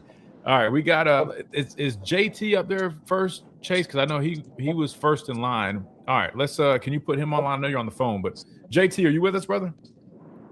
Yes, sir. There he is. What's up, JT? What's going on, big dog? Y'all doing good today? Man, we're blessed. What's up, Jay Tizzle? My nizzle. What's happening? That's fantastic. Cool. Yes, sir. I think JT's a whistle, but go ahead. I'll say this to start off on the topic of that. If you're asking about the title for 2026, and I think you said it best just a little bit ago. You can kind of make that argument for any of the big names right now, for real. Like, can they win it? Yeah. Now, they have to go out there and do these things. Yep. If you look at last year, would you agree, before I get into this, would you agree last year if Alabama had we'll just say, a mediocre run game, that was way better than what we had already, and a decent offensive line, Bama was right there in the natty? I don't know if I can say right there in the natty, JT, but I think it definitely would have drastically improved their chances of being able to make it even deeper into the playoffs. The only reason I say I'm not sold completely on that is because I think one of the other big pieces, and it was number 3 on my list, physicality, intensity, and that consistency, right? Execution. I think those things were also not quite there. So if they have both of those, yes, which the latter also should fix the former here.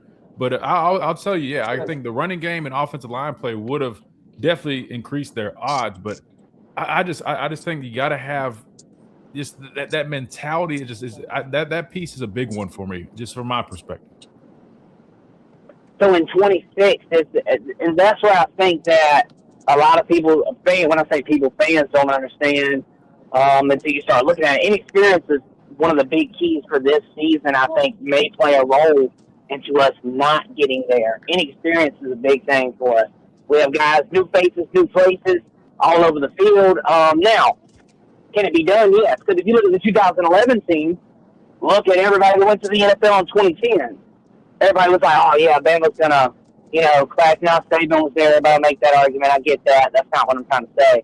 I'm more talking about how talent can be pulled away. You can lose guys, rebuild. Now, we're in a new world, obviously, but I still think it can be done.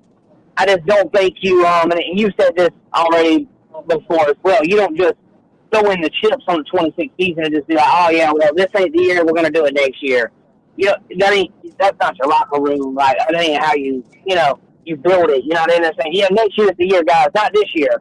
So that's what I think. They'll still have the mindset to do it, but have to go out there and do the things you were saying. Execution, intensity is a big thing, too, and preparation, too, I'll say, because it didn't look like we were too prepped up for that Georgia game in the SEC championship.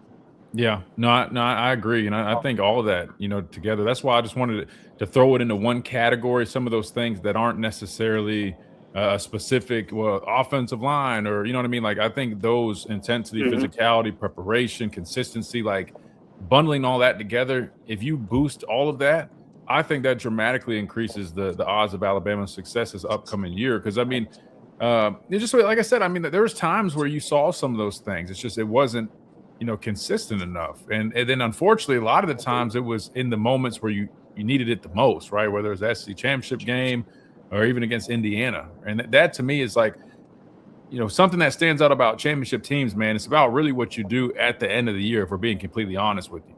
And it felt like we kind of were going the opposite direction towards the end of the year while other teams were going higher. They were getting better. And if you want to win a championship, especially in today's day and age where it's a 12-team playoff, man, you got to be able to do that week in, week out. When you're playing the likes of Georgia, you're playing the teams like, Oregon, Texas A&M, Ohio State, right? Like you're going to be matched up with teams that are just as talented as you are. So what's going to separate you? That's that execution. That's that physicality. That's that ability to go out there and implement the things in your system that you do well, and can go out there and hopefully out-scheme another team and play to your standard, you know what I mean, when you get to that point. So that's the one thing that's missing. Listen, Alabama is okay. Let's rewind real quickly, because the things that you talked about, physicality on the offensive and defensive line, was a mad problem. Okay, lack of running game, mad problem. Defense, average to above average. Offense, very inconsistent. Play calling, very inconsistent. I mean, so when you saw them get to the playoffs, when they played a very good balanced team that were good on both sides of the ball and in the trenches, they were dominated. Okay, and I think they were further away from being a championship team than we really think, even though they got there because they had some early success and they got to the championship game. But the wheels were kind of falling off, right? The wheels were coming off. Oklahoma playoff game, okay, but they were falling off. The wheels were coming off the wagon. So, you asked this question, can they win it in 2026? I think they're even further. And I think they're further off because you don't have a proven quarterback. You don't even know who the quarterback starter is going to be. You got so many places on the offensive line that you got to replace. Defensive line, pass rush, what is that going to look like? So, and I know everybody's got question marks, I know that's to come back, but my point is this. If I'm looking at Alabama, and I love to see what the odds are from ESPN, where they have Alabama right now, I'm sure they're going to be top 10, top 12 just because they're Alabama, but it's definitely not because of what the product has been on the football field. I think they got a lot to do, and they need a lot of help. Running game, quarterback position, will the offensive line become dominant? Can they rush the passer? Can they get off the field on third downs? Will those things be prevalent in 2026? To me, would be the big key if they will be a team that's formidable when it comes to playoff time. That's very true, too. Yeah, and I like what you mentioned, JT, about like the youth, right? To be fair, that's kind of working against Alabama here, given that if you really go back and look at the teams that have had success, man, a lot of them are veteran teams that consist of older players, guys that have a little bit more experience. So that, unfortunately, is kind of working against Alabama, at least right now. Not saying you can't win as a young football team, but you know what I mean? When you look at some of these teams that have been making these postseason runs, typically they consist of older, more experienced rosters, especially now that the transfer portal is available to these GMs and these coaching staffs, man. But again, it's really early. Like you said, everybody's got things. Even I watched a little bit of Ohio State. Their offensive line definitely looked like it had question marks, in my opinion. Now, to be fair, I think they had a couple guys they're also out in that game. Defense looked solid. Our guys that transferred there did some good stuff. But yeah, we'll have to see. But hopefully, man, they can at least, if they can just find a way, like you mentioned, to start with the running game getting better, establish some more of that physicality, and change that mentality going into this upcoming season. I think that's definitely going to help them have a much better chance of accomplishing the things that they want to accomplish. And hey, I want to ask you a question real quick, Christian, too, about on the defense side. So the defensive side, Kane had mentioned about a month ago, he said about getting back to the old Alabama standard of intensity, finishing out games, closing them out to where, like, you don't want to face this type of, you don't want to go against these guys. You don't want to line up against them. Right. So with him saying that, obviously, you want to see the products on the field. Talk to have some action behind it, or there's, something with it. So when you look at this defense, I think one of the big missing keys that we haven't had is that front four. Now, last year we saw glimpses of it with White Pete. The front four getting home. Not sending the house and having everybody be one-manned up or however you just size it up. But being able to get home with the front four and getting pressure with the front four. When Ty said that on Caleb Downs' podcast the other day, it's got everybody in frenzy. And that's actually a compliment to Indiana's defense. Like saying, like, hey, you're getting home with just base level stuff. We don't have to do anything extra, which is nothing's just not a knock. I mean, that's actually good, because then you being a former linebacker, I'm pretty sure you have more insight than I do on this. That helps your game a lot better when those front four guys can get home. Because now the quarterback's frantic. So, and maybe you can answer that for me, how you feel if that does play a key role into this right here, into the 2026 season, the front four being able to get home being able to get home. And we're talking about consistently too. Yeah, no, and that's something I've been speaking on at length, right? Because if I'm honest with you, last couple of seasons, we just haven't had that consistent pressure, right, with our front four without having to dial it up. Now, when we generate pressure, like, can we generate pressure by calling blitzes and things like that? Of course, I think we've done a nice job with that. But the beauty in being able to get home with four, it allows you to have more guys back in coverage, right? It takes pressure off your secondary, right? So that's why you want to be able to do it. Plus, when you have guys that you can just trust to go win their one-on-ones, you don't have to start listen, high risk, high reward. When you bring pressure, I mean, it's a little bit riskier on the back end. You're a little bit more susceptible to giving some stuff up. But when you say, hey, we got a front four that we can call some games, let them dice the front up, we can run Texas and exit, just let them go after, win their one-on-ones. We basically have a plethora of things we can do on the back end without feeling so much pressure. So that's why it's important. And to me, I just don't know who that's going to be stepping up there. I know a lot of people have been talking about Des Zulu from South Carolina. I think he's going to help some, but nothing that I've seen from him, whether it be on tape or even during the spring, leads me to believe he's going to be like a terror off the edge, right, or a true counterpart. I mean, the guy had one sack in South Carolina. He had one. Yeah, that's what I'm saying. I think he had like one sack in South Carolina. So he had one sack. I mean, he's a serviceable backup. I mean, and if he's at somewhere else, maybe he could get in there. I mean, he's playing behind Dylan Stewart. I mean, so we got to, hold that, at some point. That's a problem. Yeah, but to be fair, I played behind. I had 3 sacks, 2.5, 3 sacks, playing behind Brian Anderson, Tim Williams, and probably played a lot less snaps than he did. So I mean, I'm not making excuses for him. I'm just being honest. But he got pressure. I mean, listen, but he's not a show enough. I mean, the bottom line is this, man. I mean, I think I'm saying we because I'm putting my own self into this category. We have so high of expectations for Alabama. We have been spoiled so much by the successes of Nick Saban and the dominance of a program that did it for a decade and a half extremely consistently. That is hard to look at this team and go, okay, because they still got the script A and it's Alabama and we just think that these things just supernaturally is going to happen. But if we're honest and you look on the field and you know the game and you've seen what you've seen over the years, this team is so far from what they used to be. And the other competition has caught up. Everybody has good players. Everybody now has so-called 5 stars, so-called blue chip players. Everybody possess these people on their team. Even Vanderbilt. Very few, but they have some. I mean, so I think to win a championship now, it could be anybody. We saw that last year with Indiana. If somebody is able to manage the rosters, right? It takes an NFL-type mindset of understanding roster management, understanding, okay, I need a left tackle or I need a playmaker receiver. I can't waste that on a high school player.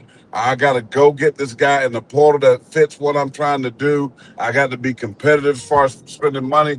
That's where we are now. I mean, so the teams that can manage, Ohio State, 2 years ago, they managed their roster very nicely. They won a natty. Last year, Indiana came back. They managed their roster extremely nicely. They have won a national championship. The question could be, got to be, will Courtney Morgan, as the GM, put something together that will allow Alabama to be Alabama again? That is $1 million question. And if the last 2 years, any kind of evidence, I will say no, because we haven't seen that yet. So he got work to do. Well, I'll say from the high school front, I do believe that we've got one of the best core group of players, right, that we have recruited out of high school and developed.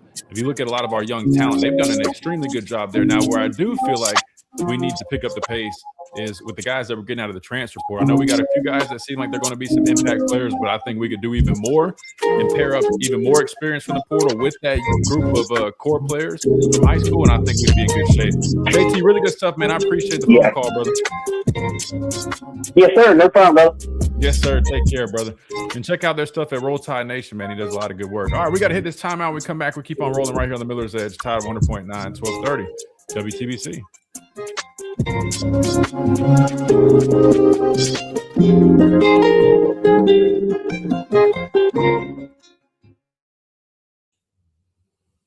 Sorry if I was yelling. I ain't gonna lie. That outro music, man, that joint sounded loud. I'm only going screaming over the top of it.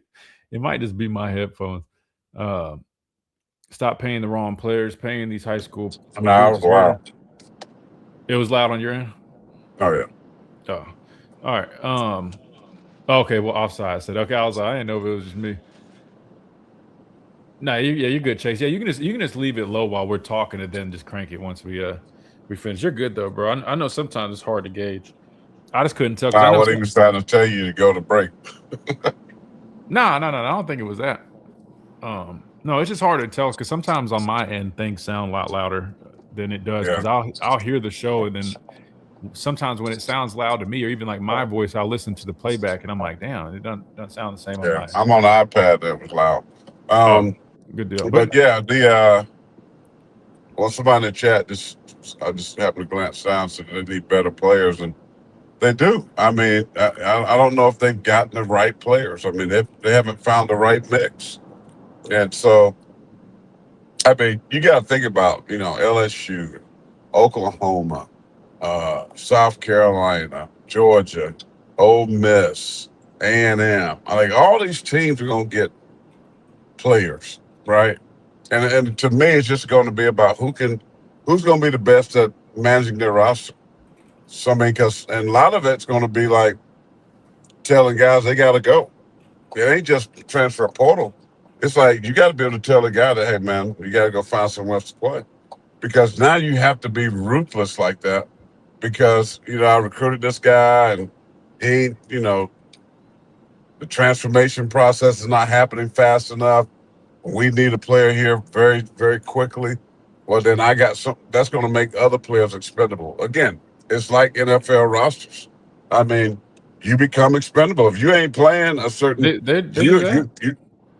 They do that. They do that. I mean, they have year like the contracts are pretty much yearly. No, here's the biggest thing. You have to acknowledge. I want to be clear because I know sometimes when we're being honest, it sounds like we're nitpicking or we're being overly critical. It's not that. We're just being honest. But I will say it's important to give credit where it's due and acknowledge the things that are good that you build off of. And I will say, from a high school perspective, I'm all on board with our approach in terms of recruiting good players out of high school, retaining those players. I think we have some of the best retention. I would argue, and I don't know this, I'm just making this up, but our retention rate of our players that we recruit, I feel like it's probably higher than majority of other places. We don't have a whole bunch of guys, in my opinion, that end up hitting the transfer portal. At least we haven't over the last 2 years in terms of the guys that we've recruited. And not only that, we've actually done a nice job with the valuations with a lot of these high school players, whether it's Latsier Brooks, who's a 3-star guy, London Simmons. He came to camp at Alabama, and he was a lower-rated player, and he's probably going to be one of our better defensive tackles this season and beyond. Michael Carroll, really good football player that you can build around. So, I mean, they have a core of good young talent. Keelan Russell, of course, right? Some of the young running backs. Like, I mean, even Xavier Griffin, Jaire Edwards. I mean, like, I'll be honest, Alabama has a stash of young, talented football players that I believe are championship quality football players. However, the key word that I said was young. That's why I think the biggest, I guess, critique that I would say, and again, I'm not over there. I'm not Courtney Morgan. I'm not in his shoes, nor have I done it. So I'm not going to act like I know everything. But from the outside looking in, my biggest critique would be that I feel like we could have done a better job. And I don't know the logistics. Since we recruit so well out of high school, it probably does limit what you can do out of the portal. But if we could find a way to land more experience or players out of the portal that I feel like are more instant impact guys and match those players with the great young core players that we've gotten out of high school and developed, DJ Lee, I mean, the list goes on, Xavier Brown. I mean, I think if you could find a way to do better in the portal, which I know it's early to say that because we haven't really seen these portal guys, but I'm just going off of what my opinion off of them, just out of the small amount of stuff I've seen. I just think that would be the perfect recipe. But again, it's the perfect recipe for a reason. It's not easily attainable. I don't know how easy it would be to spend that much money in the portal on top of that. But to me, that's what you see out of the likes of Texas and some of these other schools. Now, their NIL budgets are probably a little bit different than ours, so that's another story. But that would be the only thing that I would throw in there. Let me bring us back real quick.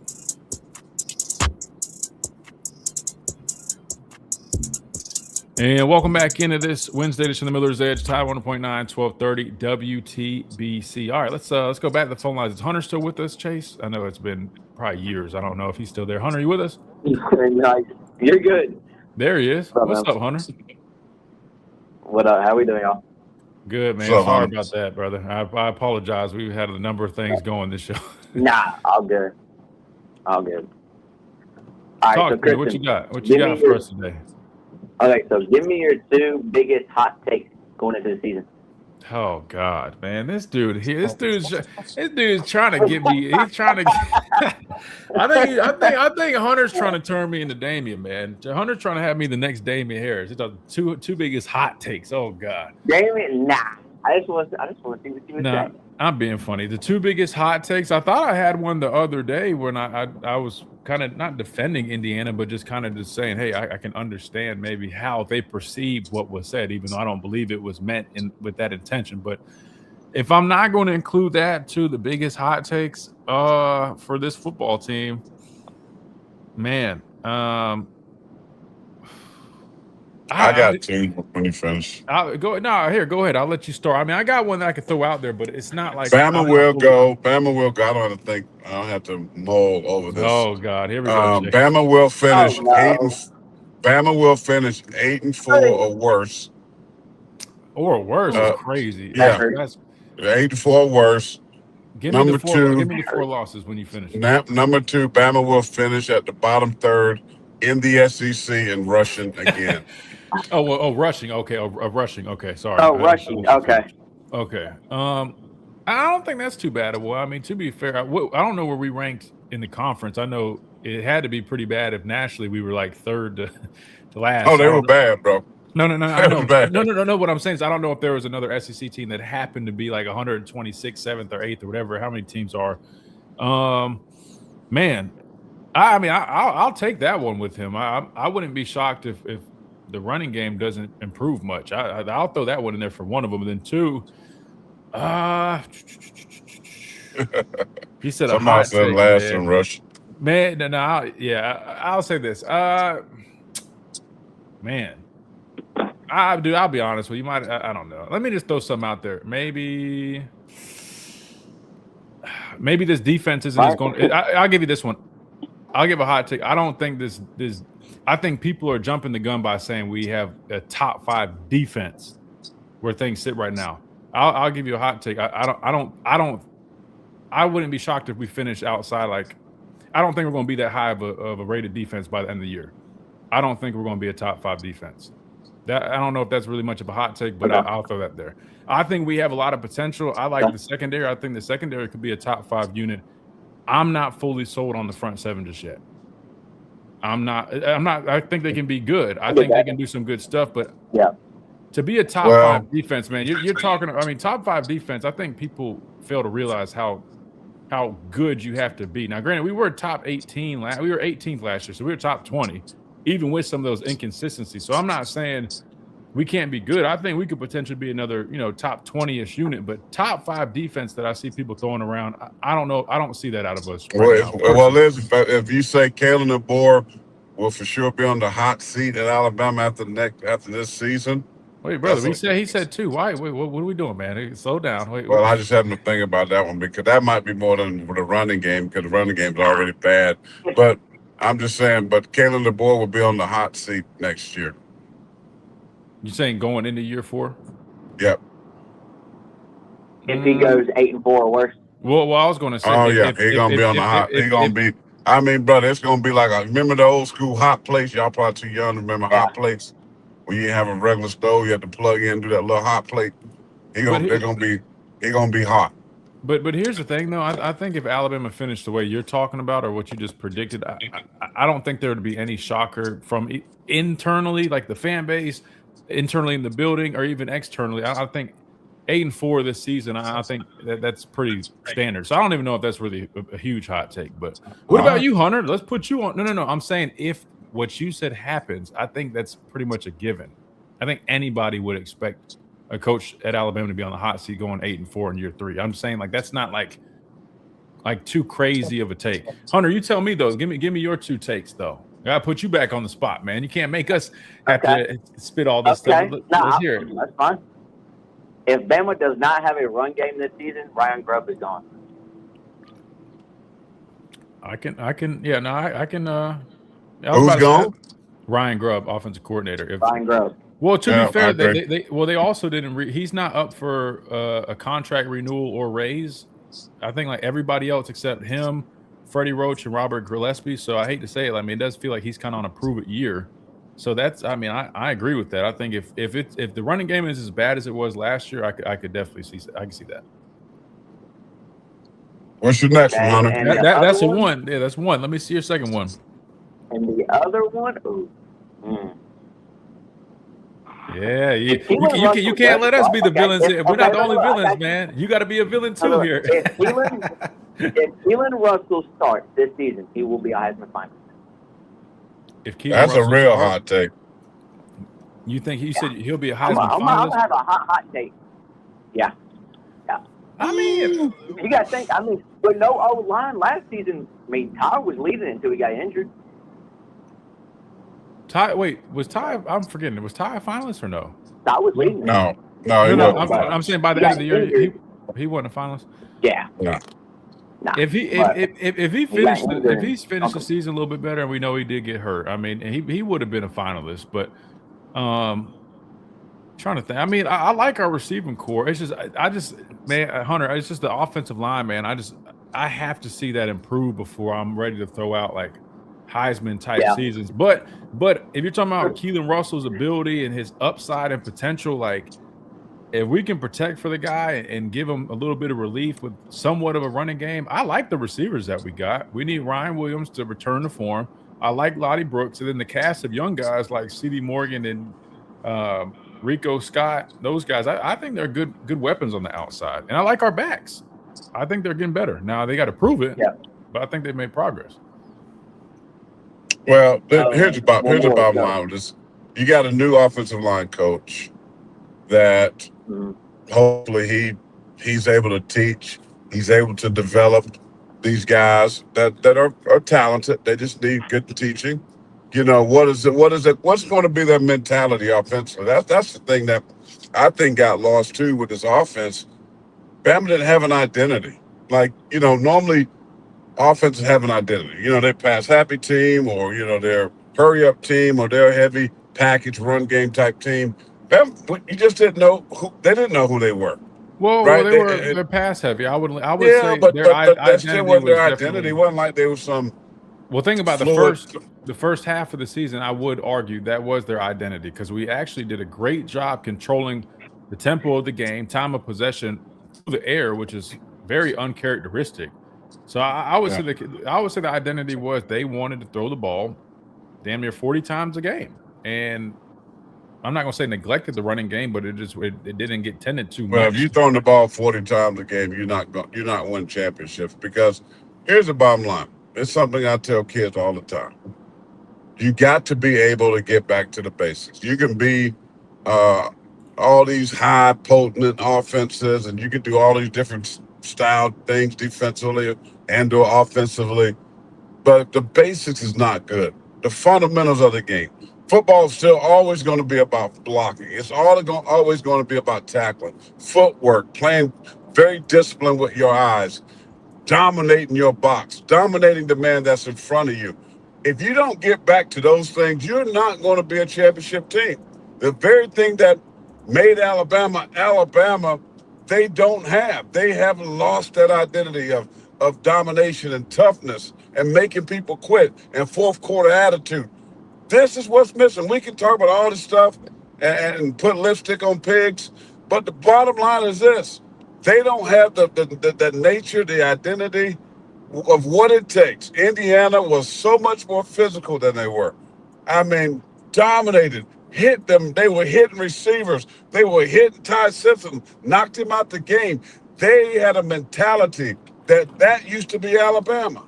What Indiana had Alabama don't have, and that's that level of toughness. And again, I'll say it again. It comes from the coach. It comes from the top. And if your coach is soft, you're going to have a soft football team. If coaches let you get away with stuff, you're going to be a very disciplined, or I should say, less disciplined football team. So that's on Kalen DeBoer. Yes, great coach. Yes, great offensive mind. But when it comes to discipline, when it comes to getting this team physically prepared and toughness, I think he lacks that. And that has to come back. And if it doesn't, Bama will never get back to the championship game. That's why I'm saying that has to change. That's all upstairs. That's mentality. And the question is, will they have that 26? And we just don't know right now. Hunter, really good stuff, man. I appreciate you, brother. We got to hit this timeout, man. Good deal. I think he might have already clicked off. All right, we're going to hit a quick timeout. I think we might have like a quick 30-second comeback, just kind of close things out real quick right here on the Miller's Edge, Tide 100.9, 1230, WTBC.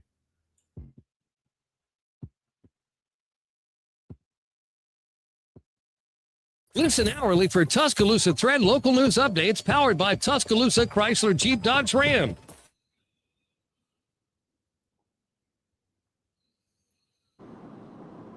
Who's that in there with Chase? Supervising?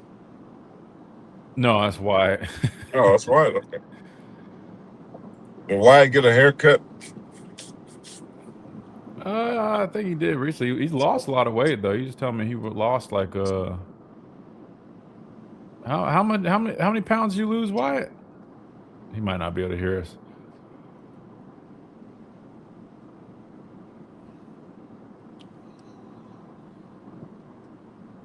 Somebody asked what kind of cigar you smoking on. Champagne.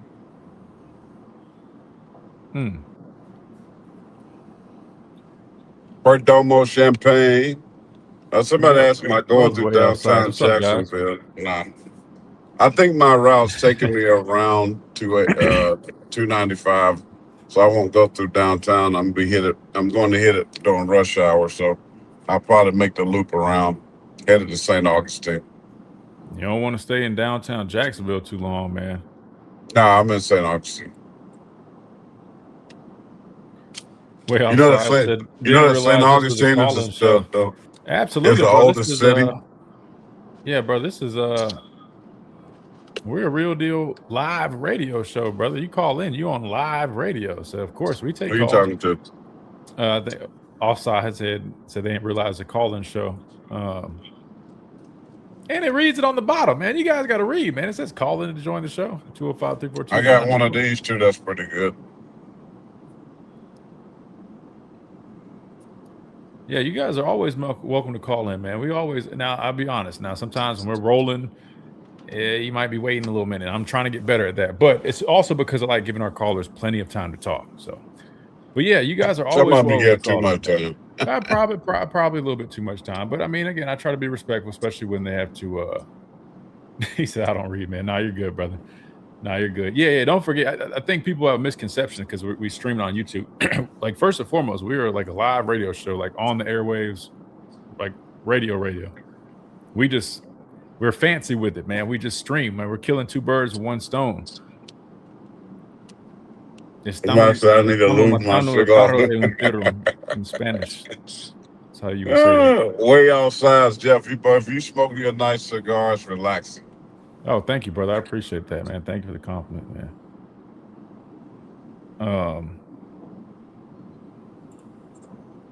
Yeah, so with that in mind, if you guys do call in, just remember you are on live radio, so just be careful about what you say.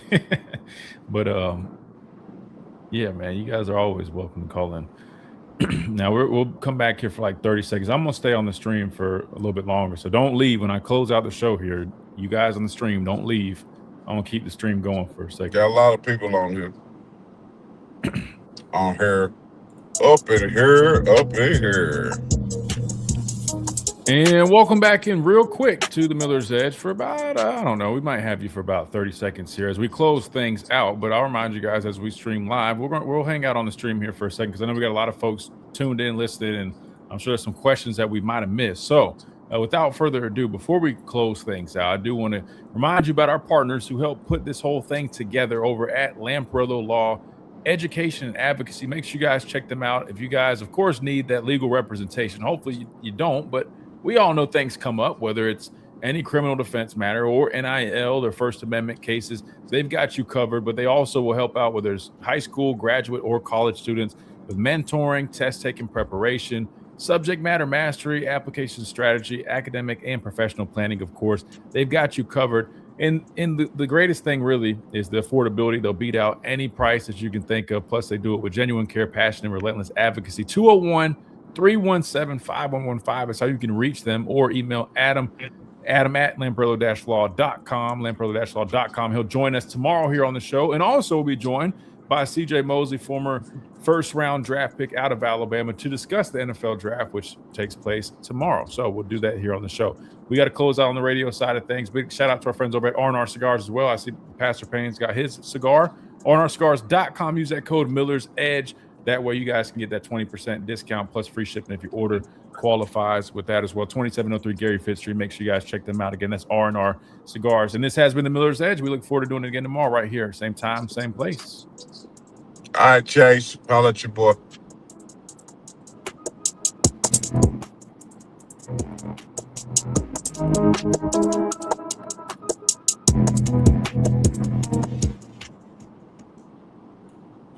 Appreciate it, Chase.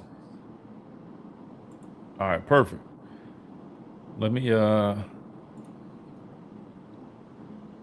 just be competitive in every game. Don't be out here looking like you never played football ever.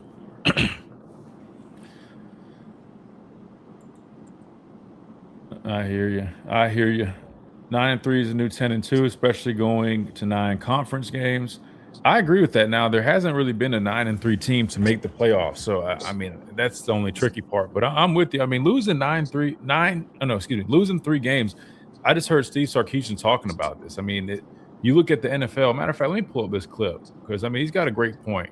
And to my dad's point, I mean, the problem is the standard here is just so high. It's just not even – it's really not even attainable, if we're just being honest, especially in today's day and age. But Sarkisian made a good point because he was talking about playing these non-conference games. You know, Texas, they play Ohio State again this upcoming season, I think week 2. I think it might have been this clip. Let me start with this one and see. Let me see if it was this clip. Hold on. Not the Rotel dip. We don't need the Rotel anymore. We need Sarkisian. Let's see. A couple things. I do think we need more teams in. Like I said, in the NFL, 14 out of 32. Yeah. 12 out of 65. Not great odds. And we've got fan bases right now that it's playoff or bust. And there's just not a lot of room to get in. Yeah. Especially when one of the 12 is a P5, right? That they get an automatic bid. Last year they got 2 in. Right. So it is really only 10 spots. And so a lot of good teams, us included, got left out. Right. We were on the outside looking in, and we were playing our best football at the end of the season. So I do think at some point we got to get there. But to your point, you got different conferences involved. You got different TV deals involved. TV, as we know, runs a lot of this engine of what we do. So I think in due time we'll get there. But whether that's 16, 20, 24, I don't know. I loved it when it was 4 personally, because if you were one of the 4, it was like, we all knew who those 4 teams were. Yeah. Downloads Pride Pick apps today, you. And thank you, Marshawn Lynch, for that reminder there. All right. You just heard Steve listen, I think he's spot on. I mean, listen, it's hard to get when you got to give 2. I mean, Group of 5 got 2 teams, which is the dumbest thing ever. I mean, Toledo and who knows? Not Toledo. Was it Toledo? It was Tulane Tulane and James Madison, which is an absolute fraud to get them in the playoffs. They weren't going to beat it. That was not going to happen. You know, the element of surprise was not going to happen. So you ate up 2 spots to Texas or somebody else that was deserving that got shunned. So my thing is this, man. I mean, it's hard. I mean, when you're going to play more conference games like in the SEC or the Big Ten, you are going to be more, apt to lose a game, drop a game here or there. You might lose 3 games. You can go 9-3, it'd be a good football team. I mean, you can be I would rather have a 9-3 team than a James Madison or a Group of 5 team. Give me a Texas last year, as Steve said, playing their best football. They finally got it going on. Or South Carolina 2 years ago that was playing their best football on a roll. Give me a team like that, and then stick them in there. Let them eat up those 2 spots and see what happens, because they can beat some of these higher-ranked teams. So, it's hard. I mean, going 9-3 is no shame. I mean, going 8-4 in the SEC is no shame. You probably should voice that when you talk about our stuff. No, I'm just saying, but because I agree with you. I didn't finish my point. It's no shame. Everybody except Alabama or Georgia, because the expectations are so high. 8-4 is like, as he said, championship or bust. So at South Carolina, 8-4, 9-3, man, they're doing cartwheels there. Coaches are getting extensions. People are getting paid money. You're having parades. You know what I mean? It's like that, but that at Alabama does not work. That at Georgia does not work. At Ohio State, it does not work. But, there's no shame. I mean, but, 85% of the teams in America might be 8-4, 9-3 teams. The better top 20, I should say. And they're good football teams. So I'm with them. I think I would like to see 16 teams. And, but take out the group of 5. Let the group of 5 have their own playoffs, because they're not deserving being in the regular playoff. They're just wasting spots. And then, you wasted a chance for Texas or South Carolina 2 years ago to get in there and maybe be that Cinderella that people like to see sometimes. But not James Madison, not Tulane. That's not going to happen. So I'm with Steve Sarkisian 100%. Well, I don't think it's necessarily it shouldn't be. I don't think it should be deemed a Cinderella story. Miami, but that's what people want to see. That's like the NCAA. They want to see the Butlers and these teams. I hear what you're saying. I'm talking about a team like Miami. They slipped in there, borderline didn't make the playoffs, and they ultimately ended up going all the way to the national championship game, where they really could have won that football game. We all know how that went. This is what I'll say. You mentioned like the 9-3 thing. That's why, like, again, you made it seem like I was being soft by saying that fans should maybe alter their expectations and see, like, always. And people think we're real harsh, but again, I'm also very realistic. Like, to your point, yes, I mean the standard at the University of Alabama, the standard at the University of Georgia, Ohio State, we all know it's going to be much higher than other universities, much higher than other football teams. But we also just moved to a 9-game SEC schedule. Our added game would be Kentucky this year. Historically, they haven't been a great program, but not knowing how the scheduling is going to be different, that 9th game in a couple of years could go from Kentucky to being, say, Oklahoma again, who we don't play this year. But again, that's another added game that could be a potential extra top 10, top 15 matchup on the schedule that you previously didn't have to deal with when it was only 8 conference games. That's why I'm saying, like, I think you have to at some point just be realistic here, right? Alabama has to face a Georgia football team who, I don't know if you guys caught their spring game, but they look like it's going to be another year of a very competitive football team. Now, they have their own question marks, right? They're not perfect. I'm not saying that, but they seem to have some nice depth and some nice young pieces, and they have their whole staff there, right? Like, you're expecting them to be a good football team. Alabama has to play them. They got to play Texas A&M, a team who did some really good stuff in their spring game as well. We'll have the film guy on here on Friday. We'll talk with him about his thoughts on some of these schools and kind of how they're looking so far this spring. Mike Elko is doing a phenomenal job. I mean, Texas A&M was a playoff team last year, ultimately finished as a top 10 team wherever they finished in the AP. So those are 2 top 10 matchups, or at least we're foreshadowing that they're going to be top 10 matchups this season. LSU, I mean, they look to have a lot of potential with Lane Kiffin coming into town. Blank check, just signed 3 guys that are right now projected to probably be first rounders, and their quarterback, Prince, not going to butcher his last name, from Ole Miss, and the left tackle, who I think is without a doubt going to be the first offensive lineman taken off the board this upcoming season. All that said, I just think, like, man, like, 9-3 with everything I just mentioned is not as bad as it might look on paper. But like I've been saying, I think the more important detail here is, what do those 3 losses look like? If they are lopsided losses, like we saw out of the likes of the Indiana game, the Georgia game, the SEC championship, or Florida State to start the season, that is going to be an issue without a doubt. Because in my opinion, even though Alabama technically lost 4 games this past football season, 2 in the regular season, 1 to Florida State, 1 to Oklahoma, and then the SEC championship game to Georgia and Indiana, it wasn't the 4 losses that really stole the show. It was the performances in those 4 losses that were an issue.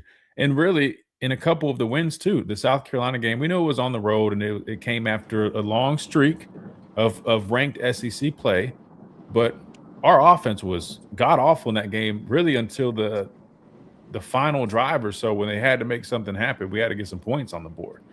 So all that being said, I think in expanded playoffs, at this point, initially I was against it. I didn't want it, but now I'm understanding, listening to Steve Sarkisian, and you're right. If that gets us a Texas in there, that gets us Notre Dame. Well, I get it. They're not in the conference, but they were a good football team last year. Those 2 teams alone. Would you rather see Texas, Notre Dame in there instead of James Madison and Tulane? I mean, it's just been so much better. I mean, but the problem is you can't completely you have to at least try to give those smaller schools, as group of 5 schools, if there is they need to have their own playoff. No, I was going to say, if there is no alternative, you can't completely just rule them out unless, and this is one thing that I threw out there, if you are a group of 5 school and if there is no alternative and you want to make sure that you still have a fighting chance, I say you come up with the rule where you make them play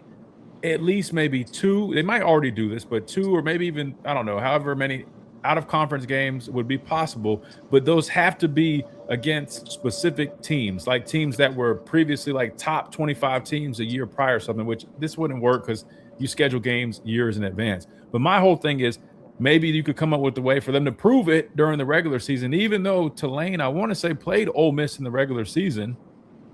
And I can't remember how that went, and they ended up playing them again. I'm just saying maybe there's some type of prove it thing. Or maybe you have, just like in March Madness, you have the round of like the play-in round or whatever it's called.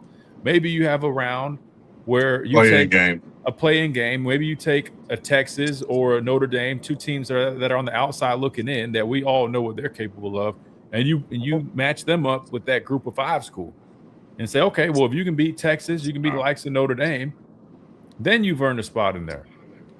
I know that's too complicated. It's too complicated, but I'm just saying that would at least you could have a group of 5 champion and a Power 5 champion. Yeah, just like they have NIT in basketball. Yeah, just do that.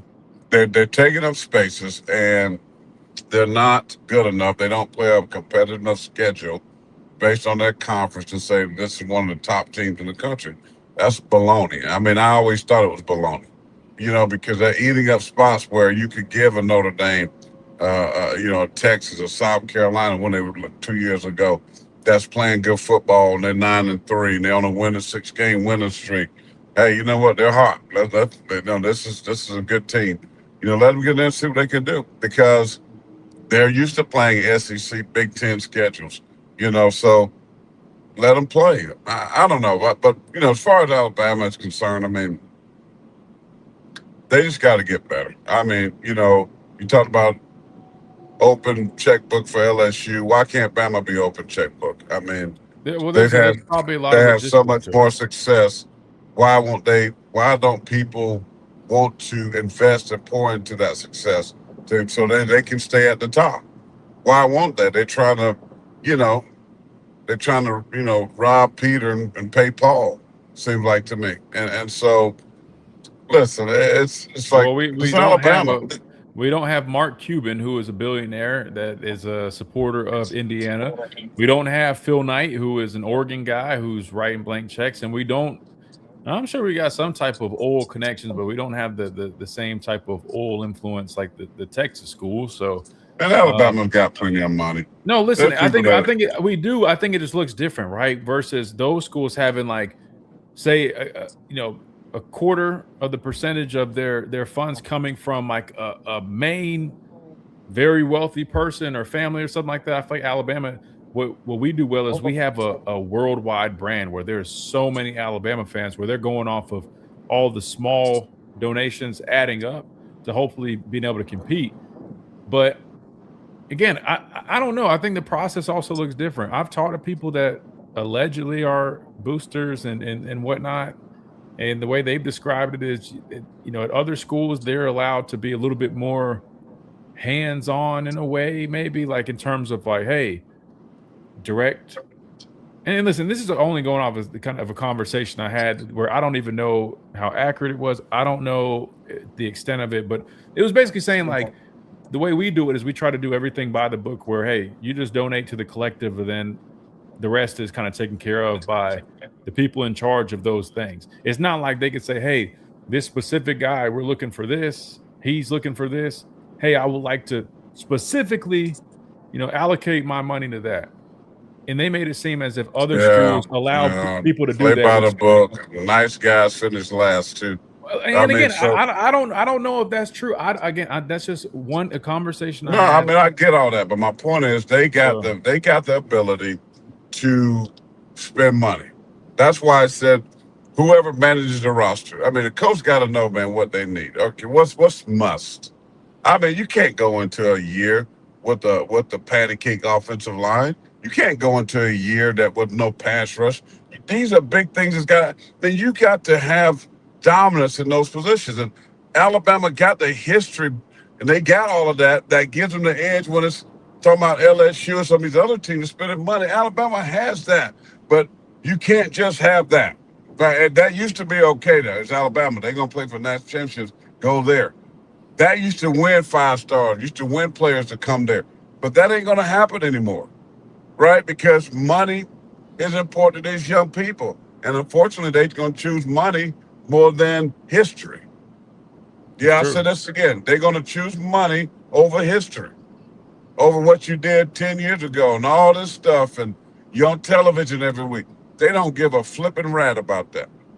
I mean, I think how much Texas money they're Tech going to get. Texas Tech would probably be a prime example of that, right? I mean, so Texas Tech has now landed like back-to-back 5-star edge players out of high school, and no offense to Texas Tech, but if it was only based off Texas Tech, yeah, I mean, come on, Patrick Mahomes has been long gone. So my point is this: if Alabama is going to get back to Alabama, then they're going to have to spend money. That Lane Kiffin and LSU, Texas A&M going to spend money. They're going to spend the money. I think we do spend money though. It's just they do, but they don't go out there like they.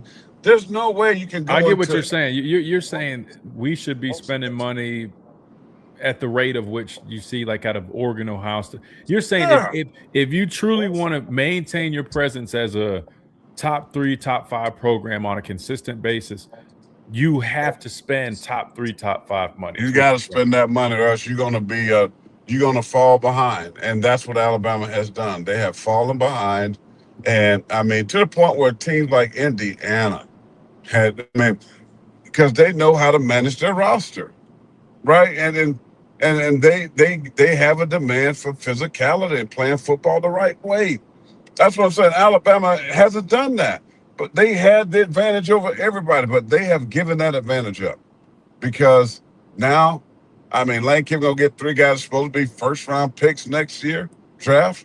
I mean, because they got to open. I know people are. It's going to make a huge difference. Yeah, so I'm just saying this: it will make me mad if I'm an Alabama fan.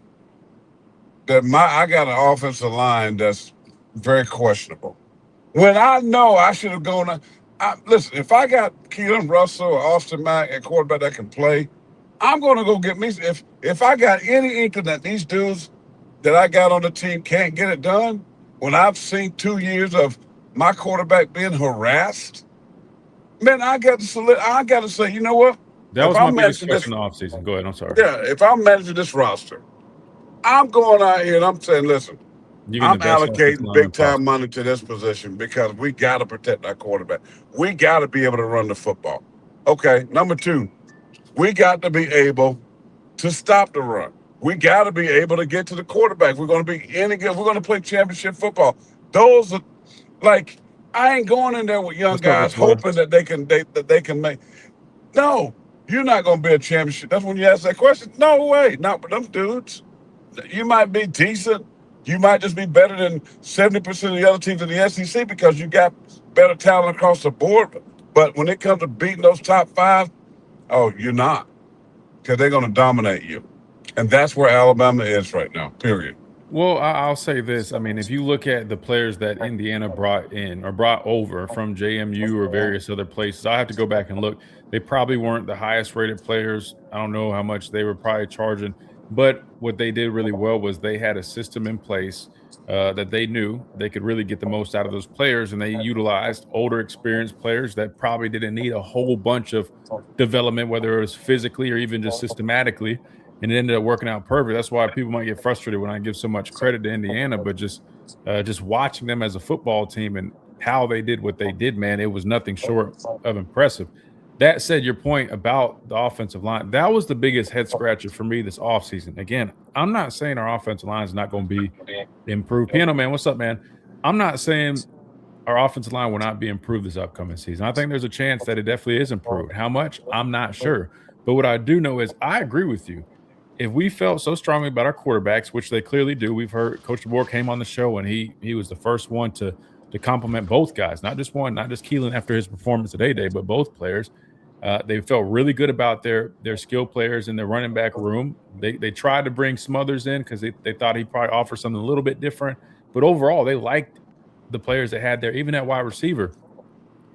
We all can agree that even with the youth at some of those skill position spots that I just mentioned, if you paired up an experienced, dominant offensive line, I think this Alabama, we're just focusing on offense for now. I think that offense really could have a chance of doing something really impressive this season.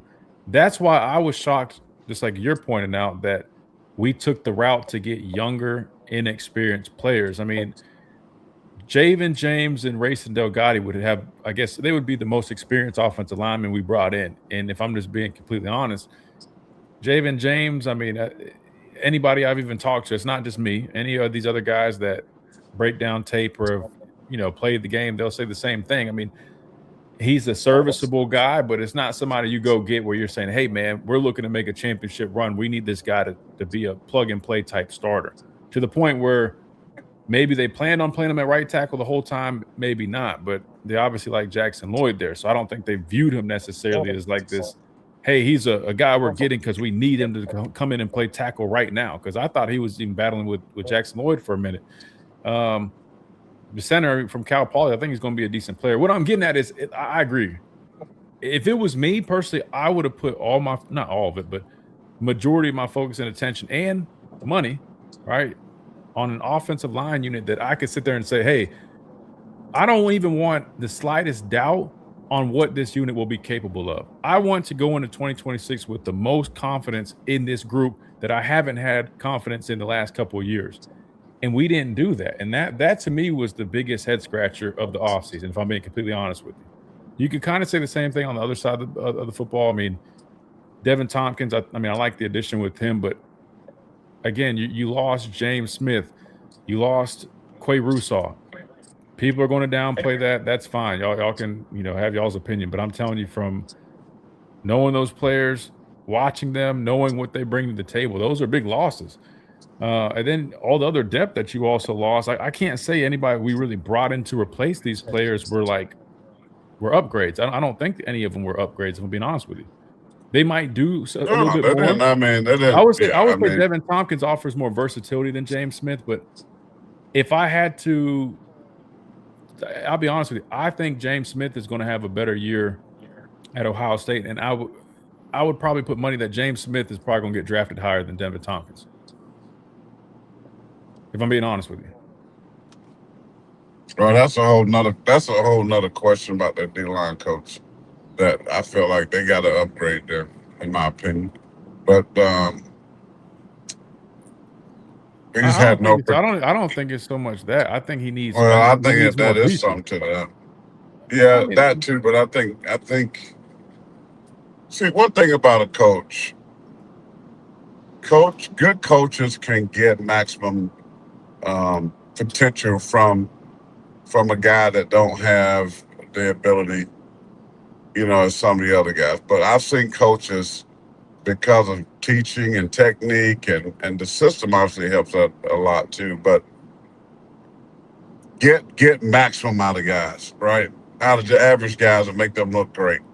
Mm-hmm. I've seen coaches be able to do that. And I'm just saying that the guy, Freddie, that they got there, man, is just a great guy, a great dude. I think he's good as far as recruiter, maybe. I don't know. But, I mean, yeah. But I can just say from a talent / evaluation to production on the field hasn't been amazing. It's been lack, in my opinion. And so I think that's a setback. I know a lot of people don't want to say that, but I'm going to say it because it's truth. The D-line, far as from get players better, even those guys that left, they were average, but came in with this top tier talent, never got better. They didn't get better. They're I mean, physically they look good, but on the field they did not. Well, and they didn't get production to what I mean, so that to me falls on the coach. Coaches develop, coaches teach, coaches, encourage guys to compete at a high level. Great coaches can do that. And I just haven't seen that the last 3 or 4 years out of the defensive line. It's been average at best. I would say below average even. Well, I wouldn't say below average, but let me ask you this, though. The personnel that he's working with, right? Let me be clear. Like, I'll say this. I think we could have gotten even more, still can get more out of our guys up front. I agree with you on that. But what I'm saying is I think a lot ends up falling on Roach, which I get it. He's the coach. Like, we can agree that the coaches are definitely going to face all the criticism and they'll get a lot of the praise too. We know that. But at the same time, though, look at the personnel that he's worked with. And if you're holding that unit to a standard of which that you saw out of the teams or the units that I was, teammates with, guys that I played alongside, whether it's Quinnen Williams, Jonathan Allen, Deron Payne, Jaron Reed, Dalvin Tomlinson, the list goes on, Deshaun Hand. Like, look at the talent and the names that I'm saying, right? Like, don't get me wrong, Bo Davis was a huge piece to those guys developing and being the football players that they are. But past that, though, I mean, we're talking about guys that are continuously still playing at that high of a level in the NFL right now. That's a pretty strong testament that, yes, they were developed the right way and had really good coaching in college that really assisted into where they're at now. However, there's no denying that those guys also are just really special football players. Quinnen Williams, right? You know what I mean? Like there's so many guys. Christian Barmore, which Roach, technically, he worked with Barmore. Roach worked with Byron Young, who's with the Eagles, who ended up being a starter this past year on the Eagles defensive line unit and did some really good stuff. Even like, guys like Justin Aboigbe, like the names I'm naming now are good players, right? But they're not on the same level as the guys that I just named. So I just want to be clear, like there's definitely credit to be given here, but is it at the same level of which that we had seen? No, it's definitely not. So I just think it's important to look at that piece. Then the next question is, well, why haven't we hit on the same number of defensive linemen? You know what I mean? Like, is it because people are paying more money? I mean, I personally don't really know what the answer to that too. Well, that's part of it. That is part of it. But think about this: the recruiting at that position has been way down. Yeah, no, I don't think we've hit on as many guys. You can say in the trenches, and it's all about money and everything else. But here's my thing: like London Simmons, that was Freddie Roach evaluating, bringing him in and developing him and Jamie. So I'm saying they've done some good stuff. But if you're saying like over the period of the last few years, and yeah, I mean, I would agree that the defensive line play isn't what we had seen in years prior. But what I'm saying is, I think I'm not saying all of it. I don't even know how much of a portion, but I think there is a nice size portion of that being they don't have the same talent. That is a fact.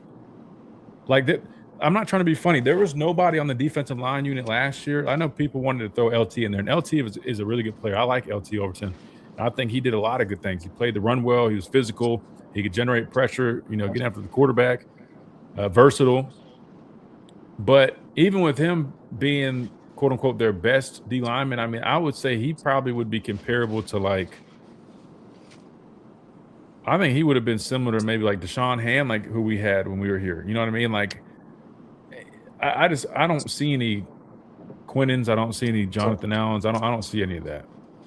Do you see anybody on the defensive line at Alabama when you look at those guys that Ohio State had? You saying like right now, this year? Or you're saying including last year? Last year, I'm talking about last year. Well, I mean, they got James Smith now. James Smith has that type of potential. I mean, whether people want to believe it or not, I know people don't like him because he transferred, but James Smith has day one type upside as a defensive tackle. I think the first couple years he had some maturing to do. I thought last year he really took some steps in that area of his game, but there still was just a lot of inconsistencies with him.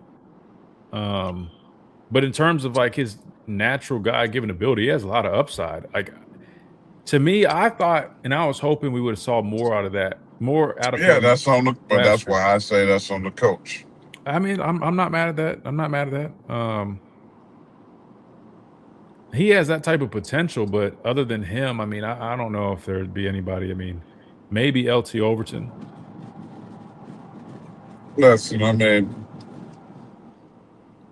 bottom line is this. I mean, we honestly, what messed us up was we missed on Peter. We missed on Peter Woods, man. We missed on Peter Woods. Peter Woods. Yeah, but I mean, but my point is, type of DNA, man. If they had Peter Woods, he wouldn't be as good as he is. I mean, because I think the coaching at that position is not great. I think it's okay. I think that they can be better. I think they find the right dude that know how to coach the line. Look at Miami. I mean, Miami's got Jason Taylor as their defensive line coach, and you see just like how advanced their pass rush is, man. You just see all the moves that they work, the instincts, the awareness when they're rushing the quarterback. I mean, I'm with you. Like, it makes sense, right? I mean, you get a defensive line coach like Jason Taylor, or any of these other guys that are, you know what I mean? Like, yeah, I imagine that. I mean, Freddie Roach is a nice person. Did he play at Alabama? Yeah, he played linebacker, man. Okay, so maybe he should coach linebacker, but he can't coach D-line. I mean, I wouldn't go as far. Like I said, I don't he's care. done a nice job developing a number of guys. He's not.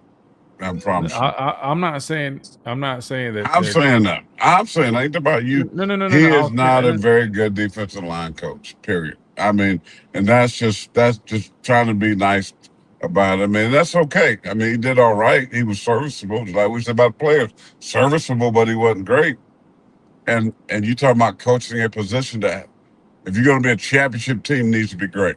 And he's just not the guy to get it done. And that's okay. He might go somewhere else and be decent with a different kind of defense. And I just think from what they need Alabama, he's not the answer.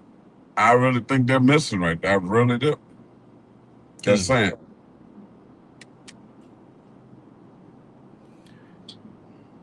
Let's see. Excuse me, I'm sorry. I'm trying to catch up on some of these chats. Carl Dunbar was a good defensive line coach. Yeah, Coach Dunbar was great, man. And he's done a lot of really good stuff with the Steelers, too.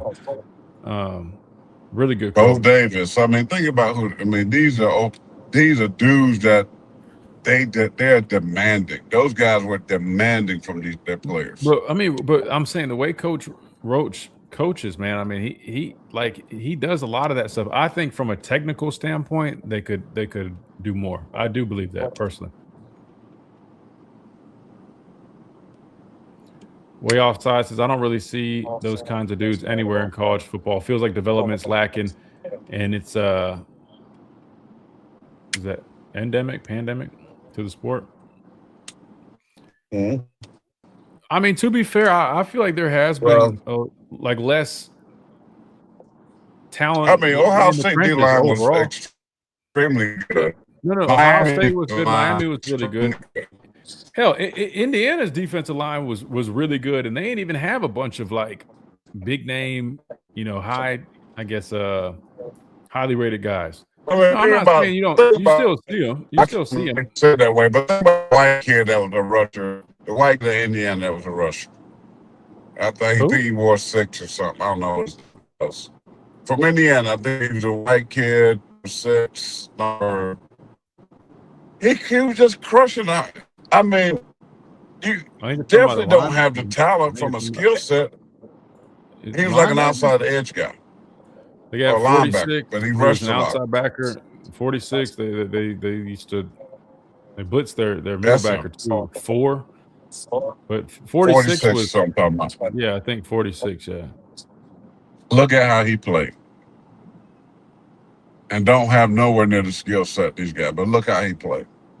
Yeah, and that's why I didn't really agree with the way Ty kind of painted even Caleb Downs if he was referring to their defense. I think he was more thinking offensively, but that's why I didn't agree with Ty's statement kind of about Indiana. Like, again, maybe to his standards, if he was thinking, cover 3, they repeatedly run a lot of cover 3, different ways of doing it. But yeah, I mean, I hear him. But in terms of their system and their scheme, man, like it's chaotic. It's a very, I wouldn't say like super complex necessarily, but it's not some vanilla watered down defense. I mean, they do a nice job of really affecting offenses by bringing people from different places. I mean, especially up front. Like, I mean, you just don't know where the pressure is going to come from. And it really helps. Them boys play extremely hard. They play extremely hard. They're physical. Yeah, I agree.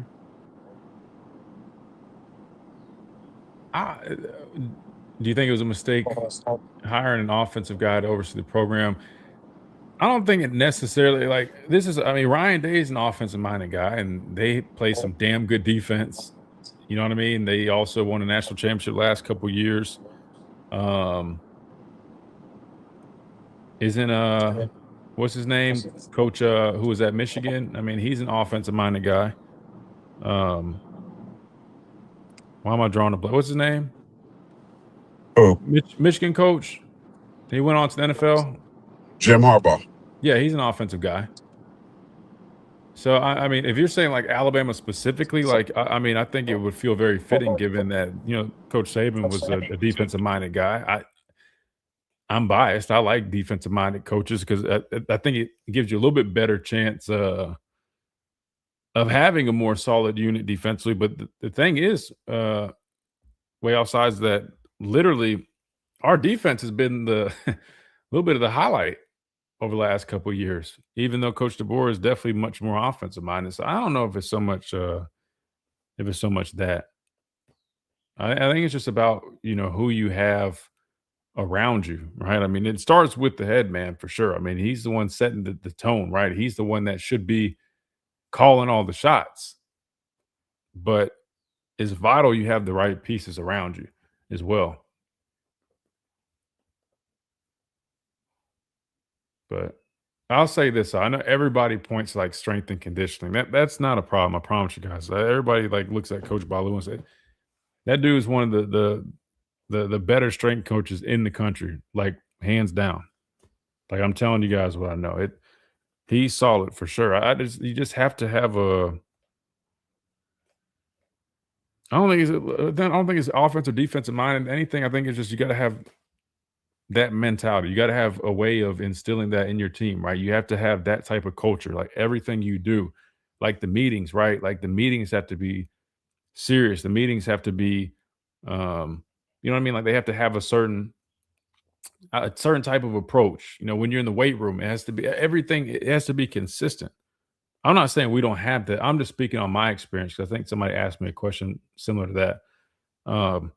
That's ultimately what drives culture, right? It's not just when we say like being physical and being, like strong-minded. It's not like, okay, anytime you put the pads on, you sit up on the field, you're, all of a sudden you're Mr. Tough Guy and you do all these things right. Like it boils down to how you do every little detail. From like for us, we weren't even allowed to wear hats in the building, right? So like I'm wearing a hat right now. Like if I went over to Malmore, like when Coach Saban was there, we literally would have to take our hat off. Like just little stuff like that. I just feel like that instills that mindset and helps develop the culture necessary to really have that within your program. You know what I mean? Like to really have that type of discipline, that type of mindset, that type of attitude about things. I hope that makes sense. Like,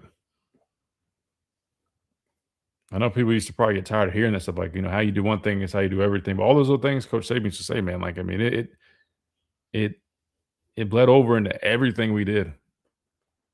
So I don't know if it's so much about like offensive or defensive minded coach, but more so just like what you're allowing, what you're permitting in your building.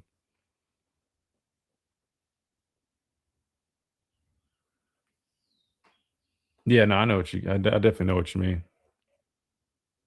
What Ty statements told me, the playbook and play call doesn't line up on offense. They freeze, coaches freeze, just play football. I look at it like, man, like I wouldn't say it's necessarily overlooking opponents, but to me, what I got from it was I think they probably kind of somewhat did that a little bit, or thought they had things figured out, and then unfortunately weren't able to adjust, right? Because when someone's saying like, "Oh, they don't do much," and we kind of knew what we were going to see or what we were going to get, but then man, they just were executing so well. Even though that's definitely credit to Indiana for being a good football team, there's no way you're telling me they're just that much more physically dominant, that much better at execution, that much more imposing on us, that we ended up finishing the game with 21, 26 rushing yards total, 3 total points. Like that paints a picture of a team that, definitely was outmanned, but also, I mean, we got out schemed. I mean, there just really was no adjustment to what we were seeing. Defensive guy would have been received a little bit better. Maybe.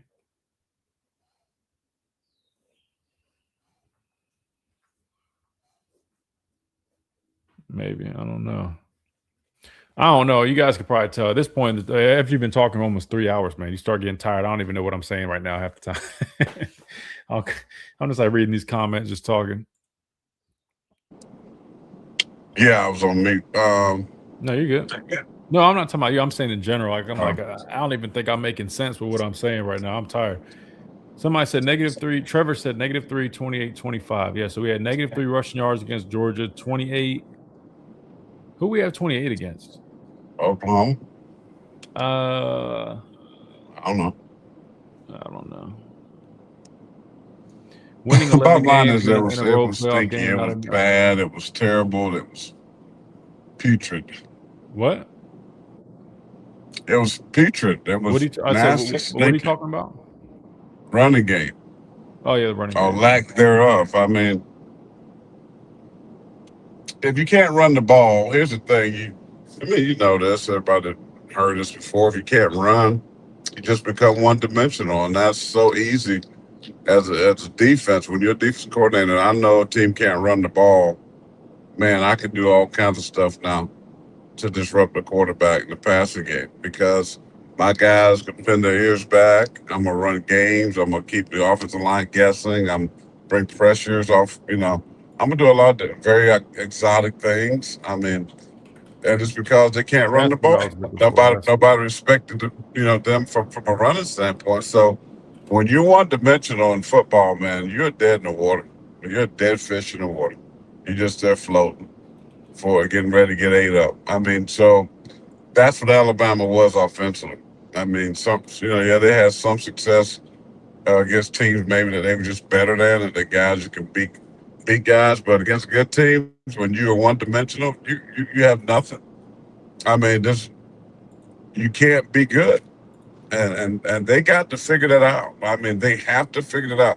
And even when you can't run the ball from a physical standpoint, your guys beating the defensive line, then you got to be able to come up with ways and get creative and innovative of making the passing game to simulate run swing routes, screens, pop passes, whatever. You start doing things that whereas, hey, I'm just doing this to get my 5 to 6 yards, keeping it second and short, whatever. You start to do things differently that kind of takes the place of the running game when you can't run the ball. See, Alabama didn't even do that. That just became a straight, basically drop-back type of football team. No, we did early on. Remember, we were seeing a lot of extensions to the running game during the regular season. I wouldn't forget about that, right? We saw Jeremy Bernard getting carries. We saw a lot of jet sweep action.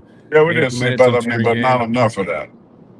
Well, I think there's only so much you can do. They kept trying to run the ball. They kept trying to, we just going to, your guys are not physically able to knock people back. To be a good running team, you got to have a back, one that's physical, or a back that has great vision, that's a cutback runner, that understands lanes and that type of thing, or you got a back that's an outside runner. You stretch the field and run that way.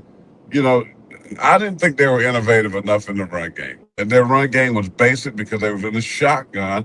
And anytime you're in the shotgun, right, you only can run for so many running plays.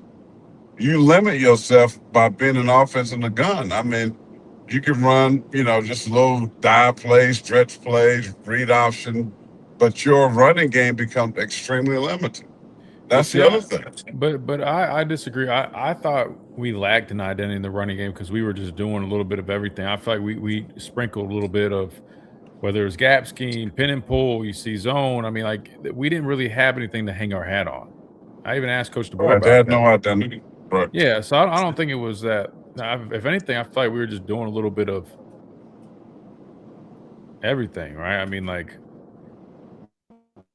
you just got to me. I just think you have to have a little bit more of an identity. Just like you look at San Fran, they're a wide zone team, right? You got other teams that are they're big gap scheme, right? They do a lot of power counter. I mean, obviously you can build off of that, but I just think first and foremost you should have just several things that you just whether it's duo, inside zone, I mean power. I mean, like there should just be a couple different things that you just go to and you're like, hey, we know we can short yardage, goal line situations, or whatever. Like this is what we do, right? We excel at this.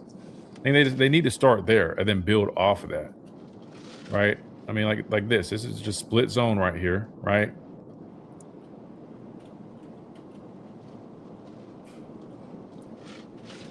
I mean, you talk about execute. Look at this is a run stunt they're doing. You see this pick he sets. He just completely destroys Dewberry, man. Like 97 just comes clean right there. I mean, like this is why, like when I hear like, oh, they do the same thing. Like, yeah, if you say, oh, they just run stunts, whatever. But like, and maybe Ty had it figured out. But offensive line all game, I mean, they just look discombobulated because they didn't know what was happening. It's like I said, it's chaotic. They just throw a lot at you.